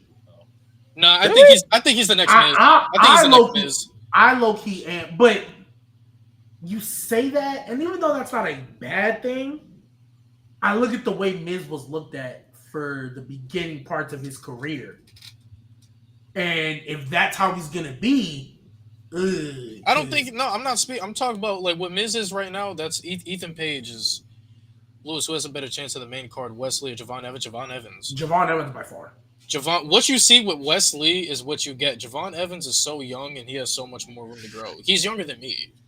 Man, Javon Evans, if he's able to produce more of like his promo skills, he can go pretty far too. Sky's the fucking limit. Sky's the limit. But I feel like the next, like when I look at the next big three, like guys that I see in the World Championship picture, part of the future, I'm looking at Obafemi, I'm looking at Braun Breaker, and I'm looking at Jacob Fatu. Like those two are like the three that I'm looking at definitively. Like if they aren't world champions, like within the next 5 years on the main roster, that's crazy to me. Like those guys could be WrestleMania main event guys, I believe, for the future that you could stretch out layers of for a while. So, and I'm talking just strictly for the men's division too. Like those three right there, those are three guys that have the look, they got charisma, they got in-ring ability, they got connections with the audience. Like those three, like right there, those are three big three. I feel like NXT is filled with a lot of people that I feel like aren't going to translate well. Like that's how I feel about Tony D'Angelo. I feel like he's great for NXT, but for some reason, I just don't think. Yeah. I don't think he's going to translate well, in my opinion. Andre Chase is another one. Andre Chase is another one. Trick, I feel like Trick is going to get really over. I think Trick is one of the few guys that will transcend because of the whoop that Trick chant. Like the whoop that Trick, it can go far, but at the same time, I think he's never going to be able to deliver. I don't think so either. I don't think so either. I'm not high on Trick. Never have been. They're going to stick him right back with Melo. Bro, did I tell you that and you told me no? God damn it. Who? I told you that earlier. They're going to do that. Me? They're sticking back with Melo. If you're talking about, if you said this like right when he won, I thought he was eventually going to be better than this, but he wasn't. So I told you. I told you. He was his best stuff. Well, I will say they did lack a lot of depth in that division for him, but his best stuff was the title chaser. Like Ilya made him look really good, during the Ilya made that man crazy. But there are guys that could surprise us how they transcend. Like Ilya before the ACL tear, my man's was out here like well, that's cooking. He was but cooking. Even with Ilya, I felt kind of what Melo is doing now. Obviously, he just got with the Miz, but the way Melo was looking, I felt that was going to be the same with Ilya. We know what he could be, but I felt on the main roster, because of his stature, unfortunately, I was like, it's going to take a little minute before Ilya. I thought Ilya was cooking before he got hurt. Personally. He was cooking in matches, but he was still losing, and he was still like, he was losing in ways where they were barely scraping by him. Granted, losing to Braun Breaker isn't a problem. Just like when Melo first got here, losing to Cody and Randy, like that's not a problem. Yeah, but like it's gonna take a minute too, because Ilya's whole thing, he's the czar. He's all about, I could take as much punishment, whatever the case. And yeah, that was cool when you was fighting all the weak ass niggas in NXT. Now you up in the big boys, you got the Braun Breakers, the Sets, and you look smaller to them in comparison. Yeah. It's gonna take a minute before people really start believing you. Even a guy like Sami Zayn, like he's tall and fit too, and he makes a lot of the guys. But honestly, I feel like with Ilya, it's not hard for them to get that over though. All you got to do is put him in there because he got mad intensity. He probably got more intensity than half the people on the roster right now. You match him up with the right people, bro. Put him in there with Sheamus. Put him in there with like Drew. You put him in there with those physical guys that can hit hard. They're gonna see that Ilya can hold it. They put him in there, the triple threat with those guys, and he whooped their ass, bro. If you think about it, like some of Ilya's best matches were with Gunther, and that's when he was with Walter, and he was bigger than he is now. Yeah, and he was holding his own. They used to beat the shit out of each They're other. fumbling Melo. Y'all use the word fumble too much. They're not fumbling. Melo is fine. Melo had nothing to fumble to begin with. What the fuck? Who's fumbling Melo? The people that saying they're fumbling Melo. Yeah, I giving up. It's like y'all already saying that they're fumbling. We see him every week. When we seen him on TV, nobody was really hyped for him. Y'all wasn't buying his merch. Y'all didn't care about Melo. Y'all just saying that because he's not in matches like that. I mean that leads to Carmelo Hayes could be outrage thing, but we don't have to get into it. Carmelo Hayes, he's still going to be fine. I still think he's going to be a nice star for WWE. But I feel like the way y'all want Melo to be pushed, honestly, that could be Montez Ford. He better, if you ask me. Montez Ford. I mean, it could be, but honestly, Montez Ford, and it's a credit to him. He does not want to leave Dawkins behind because I think we know what's going to happen. He knows what's going to happen. He knows what's going to happen. And Blunt will say, "Hey, loyalty, man! Congratulations! Like I'm all for it." Somebody else gonna take that spot that you. Word, like that's literally. Honestly, that guy might be Jacob Fatu. Jacob Fatu. I mean, I'm not gonna lie, Jacob Fatu. There is not a lot of people in this company that I think are positioned right now in a better spot than Jacob Fatu. There's really only like 4 or 5. Hey, you heard what Cole said on commentary? Jacob Fatu has yet to be pinned or submitted since coming to WWE. They're pushing that. I promise you, there's only like 4 or 5 people: Roman, Seth, Punk, Cody. And I mean, maybe you don't think Gunther? Well, yeah. So then 6 because like you got Gunther, and then you got honestly because Cena and Randy is so tough because I don't want to count them, but like Braun Breaker might be the only other person where I'm like, yeah, your path is probably maybe a little better than Jacob's, but I'm not. But Jacob, that nigga is a world champion in 18 months tops, and that's being generous. He's probably a world champion sooner than that. This U.S. title is not going to last long because he's going to lose it in a multi-man match because Solo's going to cost him. He's going to whoop all their ass, and then he's going to win the world title. Honestly, when Cody wins this shit back, Jacob Fatu should be the one to beat him. I don't care. When Cody wins this shit back, Jacob Fatu should be the one to beat him. He should be the one to beat him. And I'm so serious. Braun Breaker can win that other title. I don't care. He can win it off of Seth for all I care. I know CM Punk, we need to give him a world title soon. I don't care. I don't care how you handle that. Jacob Fatu should be the one to beat Cody. So you're saying Jacob's first challenger for the world title should be Bronson Reed? Hell yeah, nigga, what you mean? Hey, look. This is a perfect occasion for it. I got you.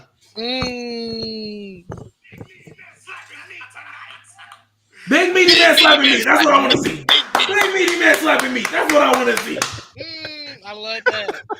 I think they're gonna have Jacob in a spot where he's just gonna be consistently like doing things until they put him up in a higher spot. You know what I mean? Because the solo stuff gonna happen eventually. They got Jeff Cobb involved now, and they got history, before WWE, so that's bound to happen. They're gonna tell that story and all that stuff. So he's gonna be in a good spot where eventually it's gonna happen for him. But I feel like they don't really need to rush it because he's going to be in that spot where it's just like he's here for how long they want to keep him there until they are ready to strap the rocket to him and push him all the way to the moon, man. So he's in a very, very good spot.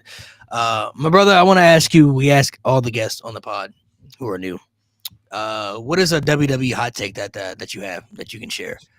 Some spicy. Oh, man. Don't hold back now. I'm not a fan of hot takes. Like at all. Everybody got something. The reason why I say this is because everybody says they have a hot take, and half the time it don't be a hot take. It'd be the coldest shit possible. Yeah, okay. I just like to be messy.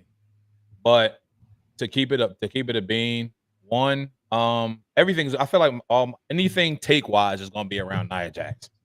And I honestly feel like Nia Jax is the best heel in the business, women's wise. I think she's the best heel in the business. When you need a heel, you need somebody to go crazy just to fill a spot. I feel like Nia Jax is the one you need to be calling. The fact that they left Nia off of Mania just pissed me the fuck off. I think Nia is the best heel in the business, even better than Rhea. Rhea is just so over though. So I want to ask you, since you brought her better than because you're not the only person to say this. Right, listen, she is cooking, but just how dominant Nia is, and then her character work as far as like the comedic side of her, I just love Nia to a T. So because you're not the first person to obviously be upset that Nia Jax wasn't on WrestleMania, and I get you, right? So I guess my question for you would be like, what would you have had Nia do at Mania? Because and obviously if you say you feel like she would have held the title until then, right? I can feel you because I wholeheartedly thought in my heart of hearts, we had a whole show where we fantasy booked it. I thought they were going to give Tiffany the first woman's cash in at WrestleMania. That's what I expected. That's what I thought. All that. So I guess what would you have done with Nia going into Mania? You hit it on the money. Because it's like, I honestly feel like Nia should have held that shit all the way through.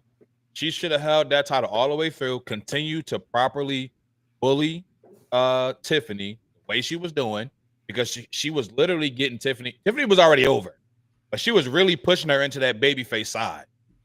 And then you see what happens once we jumped the gun and had her cash in too early. Then they kind of was turning on Tiffany because Charlotte was cooking her. So I feel like it would have been best if they did it just like that. Had her cash in on Nia. It could have been Nia versus Charlotte at Mania. Have Tiffany cash in right then and there. So as a devil's advocate, you don't think maybe Triple H was looking at that and was like, ooh, Nia versus Charlotte, 2 heels. We don't want to see that. That's probably why they pulled the cash in instead.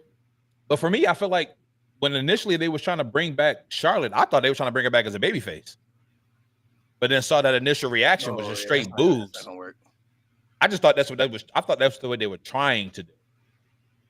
Because I feel like when they were doing those video packages and whatnot, I think they were trying to bring her back in as the baby face, and it just didn't work because it was straight boos. Because I agree with you, but I just don't think Charlotte as a heel, as a baby face, is ever gonna work again. They tried it one time, and it's never gonna work because too many people can't stand her. Because of course, the first thing she did when she gave back, title scene, and it's like, bruh. Now this Alexa Bliss thing, I don't know what it is. I don't know what story they're going to tell. I don't even know what they said in the creative room to make them do this. But I'm intrigued because it's actually going to be something she's going to do, not send it around the title. And if it's like a tag team partnership type thing, that's something new I haven't seen other than a little makeshift tag team for the sake of wasting time. Alexa Bliss with Charlotte? Yeah, well, maybe you didn't watch. Well, so SmackDown. Yeah, that's what I'm saying. Yeah. This is something that I'm intrigued for because when Charlotte came back out, I was really, really scared she was going to be like, I want another title match. That's what I was really scared for. I'm like, please don't. Because in my head, I'm like, well, no one needs to debut. No one needs to, no one's coming to debut. They already got the women's title. They already got some feuds going. Yeah. So where is this going? And then when Jade came out, I was like, are they trying to set that up already? Because she still got a Naomi feud to deal with. That's what I'm thinking in my brain. What is going on? And then we see the Alexa Bliss thing later. I'm like, okay, let's see where it goes, right? Because that's a weird pairing that, and I don't know what Alexa Bliss is doing. So we'll see. But only reason I asked that is because I know it's frustrating when certain people aren't on the card that maybe should be, right? But it's also like, okay, but what would you have done with that? Yeah. Right? Everybody feels Liv Morgan should have been in a better spot. If Liv Morgan was going to be in a better spot, that means she would have had to retain that title. True. And everybody was already sick of her retaining that fucking title. They were sick of their feud. The feud, but if she would have beat Rhea Ripley, realistically, I think even though I wanted Liv to win, Rhea Ripley was the right choice because we got a way better feud and a way better match out of it. Very true. Liv Morgan would have been in that, nobody would have believed the story they told where Io's the forgotten piece and a Liv Morgan, Io Sky, and Bianca Belair. Everybody would have been forgetting about Liv. You know what I mean? So, but there's that. So, quick sidebar, based on how you mentioned Alexa Bliss, I would be perfectly fine with seeing her and Charlotte over her doing anything with the Wyatt Six. I don't know how y'all feel about the Wyatt Six, but I'm done with them. They're cooked. Over with. I feel like they should not do a damn thing, anything else on TV, based off the route they were going. It's unfortunate because was hurt for a minute too. I was about to say it's unfortunate because he got hurt, and we know the worst thing that can happen to a wrestler is being hurt because you're not on TV. You're not doing anything. Gets cooked. Yeah, and unfortunately, with their gimmick and their crew, you can't afford to be hurt because then you just be doing promos and stories every week with no payoff, right? So he clearly got hurt when he fought Karrion Kross, right? And there was supposed to be a blow-off match that never happened.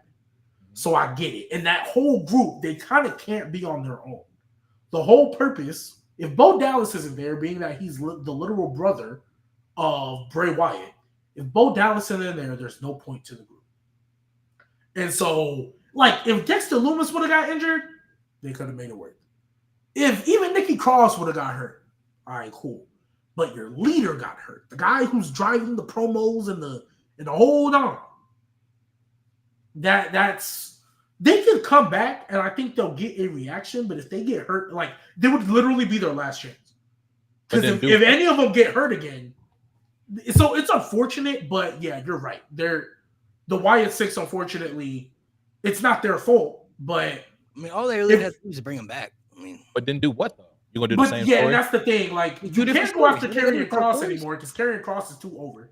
So you gotta let that shit be dead. They originally they were supposed to do something with the Judgment Day at WrestleMania until I guess Bo Dallas wasn't clear to come back at that point yet. That's what they were gonna do. So if they want to pivot to that, they could. I mean, all they gotta do is just tell stories. I mean, what they did when they were there, they were telling stories with people who had like past history or like reasonings of why they were going after people.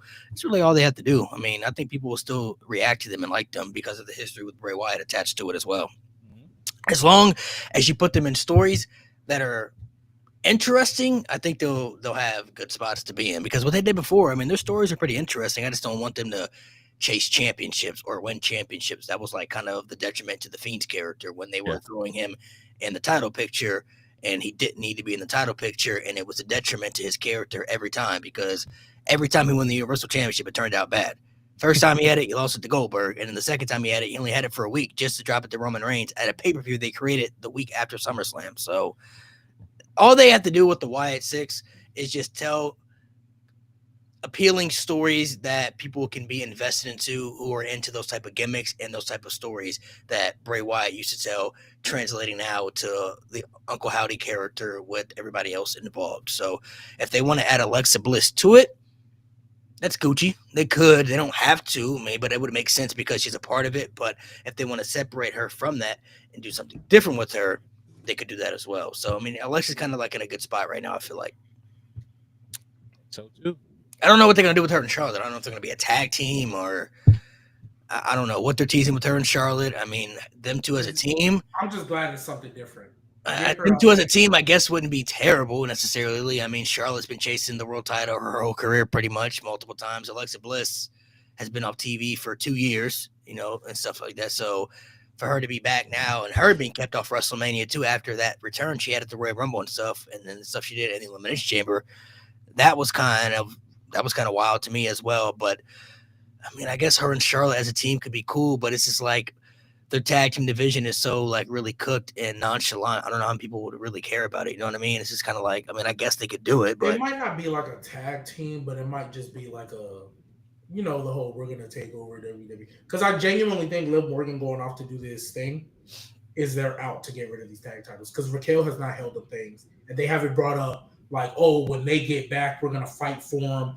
Oh, when they haven't mentioned it at all. So that might be their out. I genuinely believe if Liv Morgan comes back and nobody mentions those tag titles again, nobody would be tripping. Like, cool, great, wonderful, right? Now, granted, would there be a point to Raquel in the Judgment Day at that point? No, because she's the worst bodyguard in WWE history. However, when I look at it, for me, the only thing that can save Charlotte is if she finally starts telling stories without the title. That's one thing we always said about Roman to an extent. All right, great. You gave us this generational heel run. You gave us this generational title run.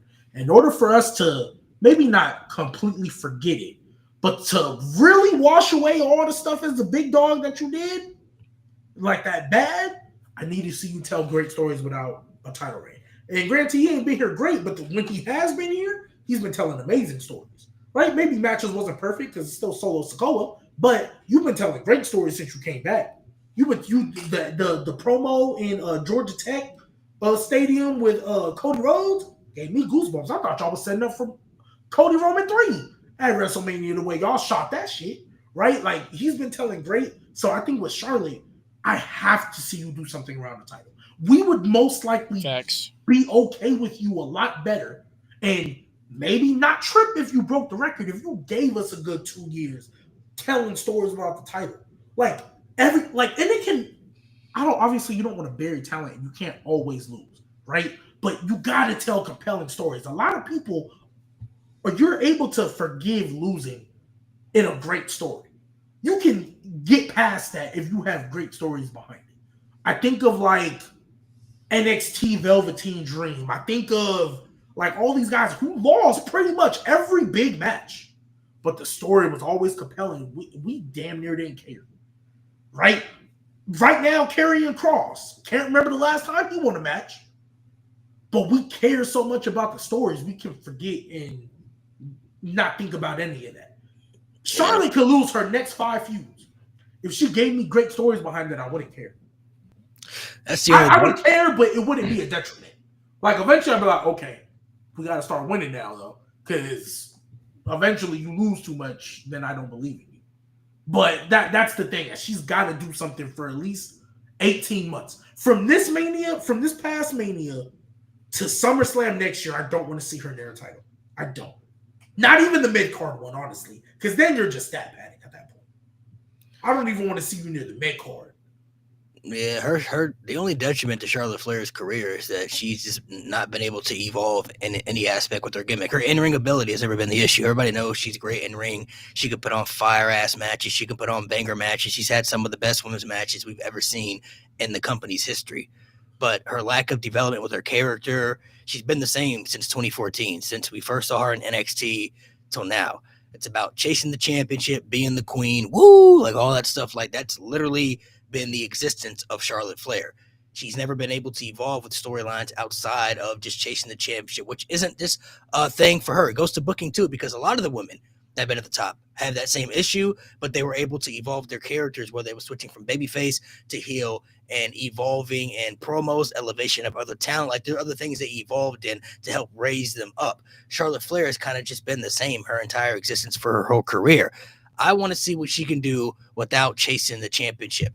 Can she give me storylines that are intriguing or good without the title involved? Because she barely could even do that building up WrestleMania matches when she was chasing the championship. Majority of those WrestleMania matches that she had, some of those matches, as far as match quality, they cooked. Give you a clap for that, but the builds were atrocious. The builds weren't really that great. The Rhea Ripley build wasn't that good. The Tiffany Stratton build this year wasn't that good. The build they had with Bayley and Nia Jax and Sasha Banks, that build was mid. You know, the build with Ronda Rousey, that was bad. You know what I mean? Like, a lot of those builds that she's had with these big, high-profile WrestleMania matches, they haven't really delivered. So I want to see, can she bring something different to the table with her character aspect by producing something new that we haven't seen with layers of her character, making storylines intriguing. Storytelling to me matters in professional wrestling. You can do the in-ring stuff, but at the end of the day, storytelling is what really helps make professional wrestling what it really is as far as being cinema, is it what people say nowadays, right? Like, storytelling matters. And that's why, to me, she's always kind of been at the bottom of the totem pole for the Four Horsewomen, because she hasn't been able to evolve with anything that she's ever done with her entire existence. Like, we're talking over a decade now, and she's still the same. A decade. The only person that got away with that was John Cena. But John Cena was giving us good stories, great matches, and good quality TV, you know, from time to time. You know what I mean? Like, Charlotte Flair has done the opposite effect. Cena was also elevating talent from the undercard to the mid-card to the main event scene. Like, Charlotte has been none of that. Like, even when you're winning championships, your reigns are not good. Like, nothing. Like, imagine if John Cena never had that U.S. Open title run. Oh, fuck, dude. If so he just beat Rusev like that. And imagine if he never had that U.S. Open title run. And it was just, like, I think a lot of people forgive the Rusev win because we got that U.S. Open title run out of it. Like, okay, that was a great run. Imagine if he never had that. Oh, yeah, no, it'd be bad. How would we look at Cena? Cena Hogan. Bro, because honestly, Cena really got a lot more love once that run happened. Yeah. Imagine if we didn't get that. Yeah, because like that's what I feel like Charlotte in a sense needs. Cena was, and Cena had the opposite of what Charlotte had. Like, everybody knows Charlotte's a good wrestler, but everybody, critiqued John Cena's wrestling for years that he had the 5 moves to do him. Well, after you watch that US Open Challenge, you knew John Cena had a bag that was crazy. You know what I'm saying? Like, he was doing things that people didn't know he had in his bag. He was out there hitting springboard stunners and Hurricane Ranas and Reds.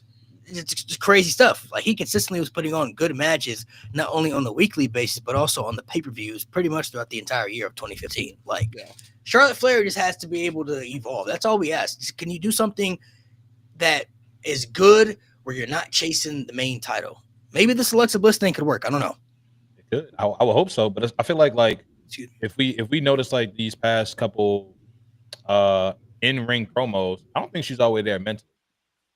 I feel like she still got her personal stuff going on where she's just not fully locked in, because it seemed like she's just been underperforming, even though she's not that great on the mic. But I feel like she's been underperforming these past couple in-ring promos.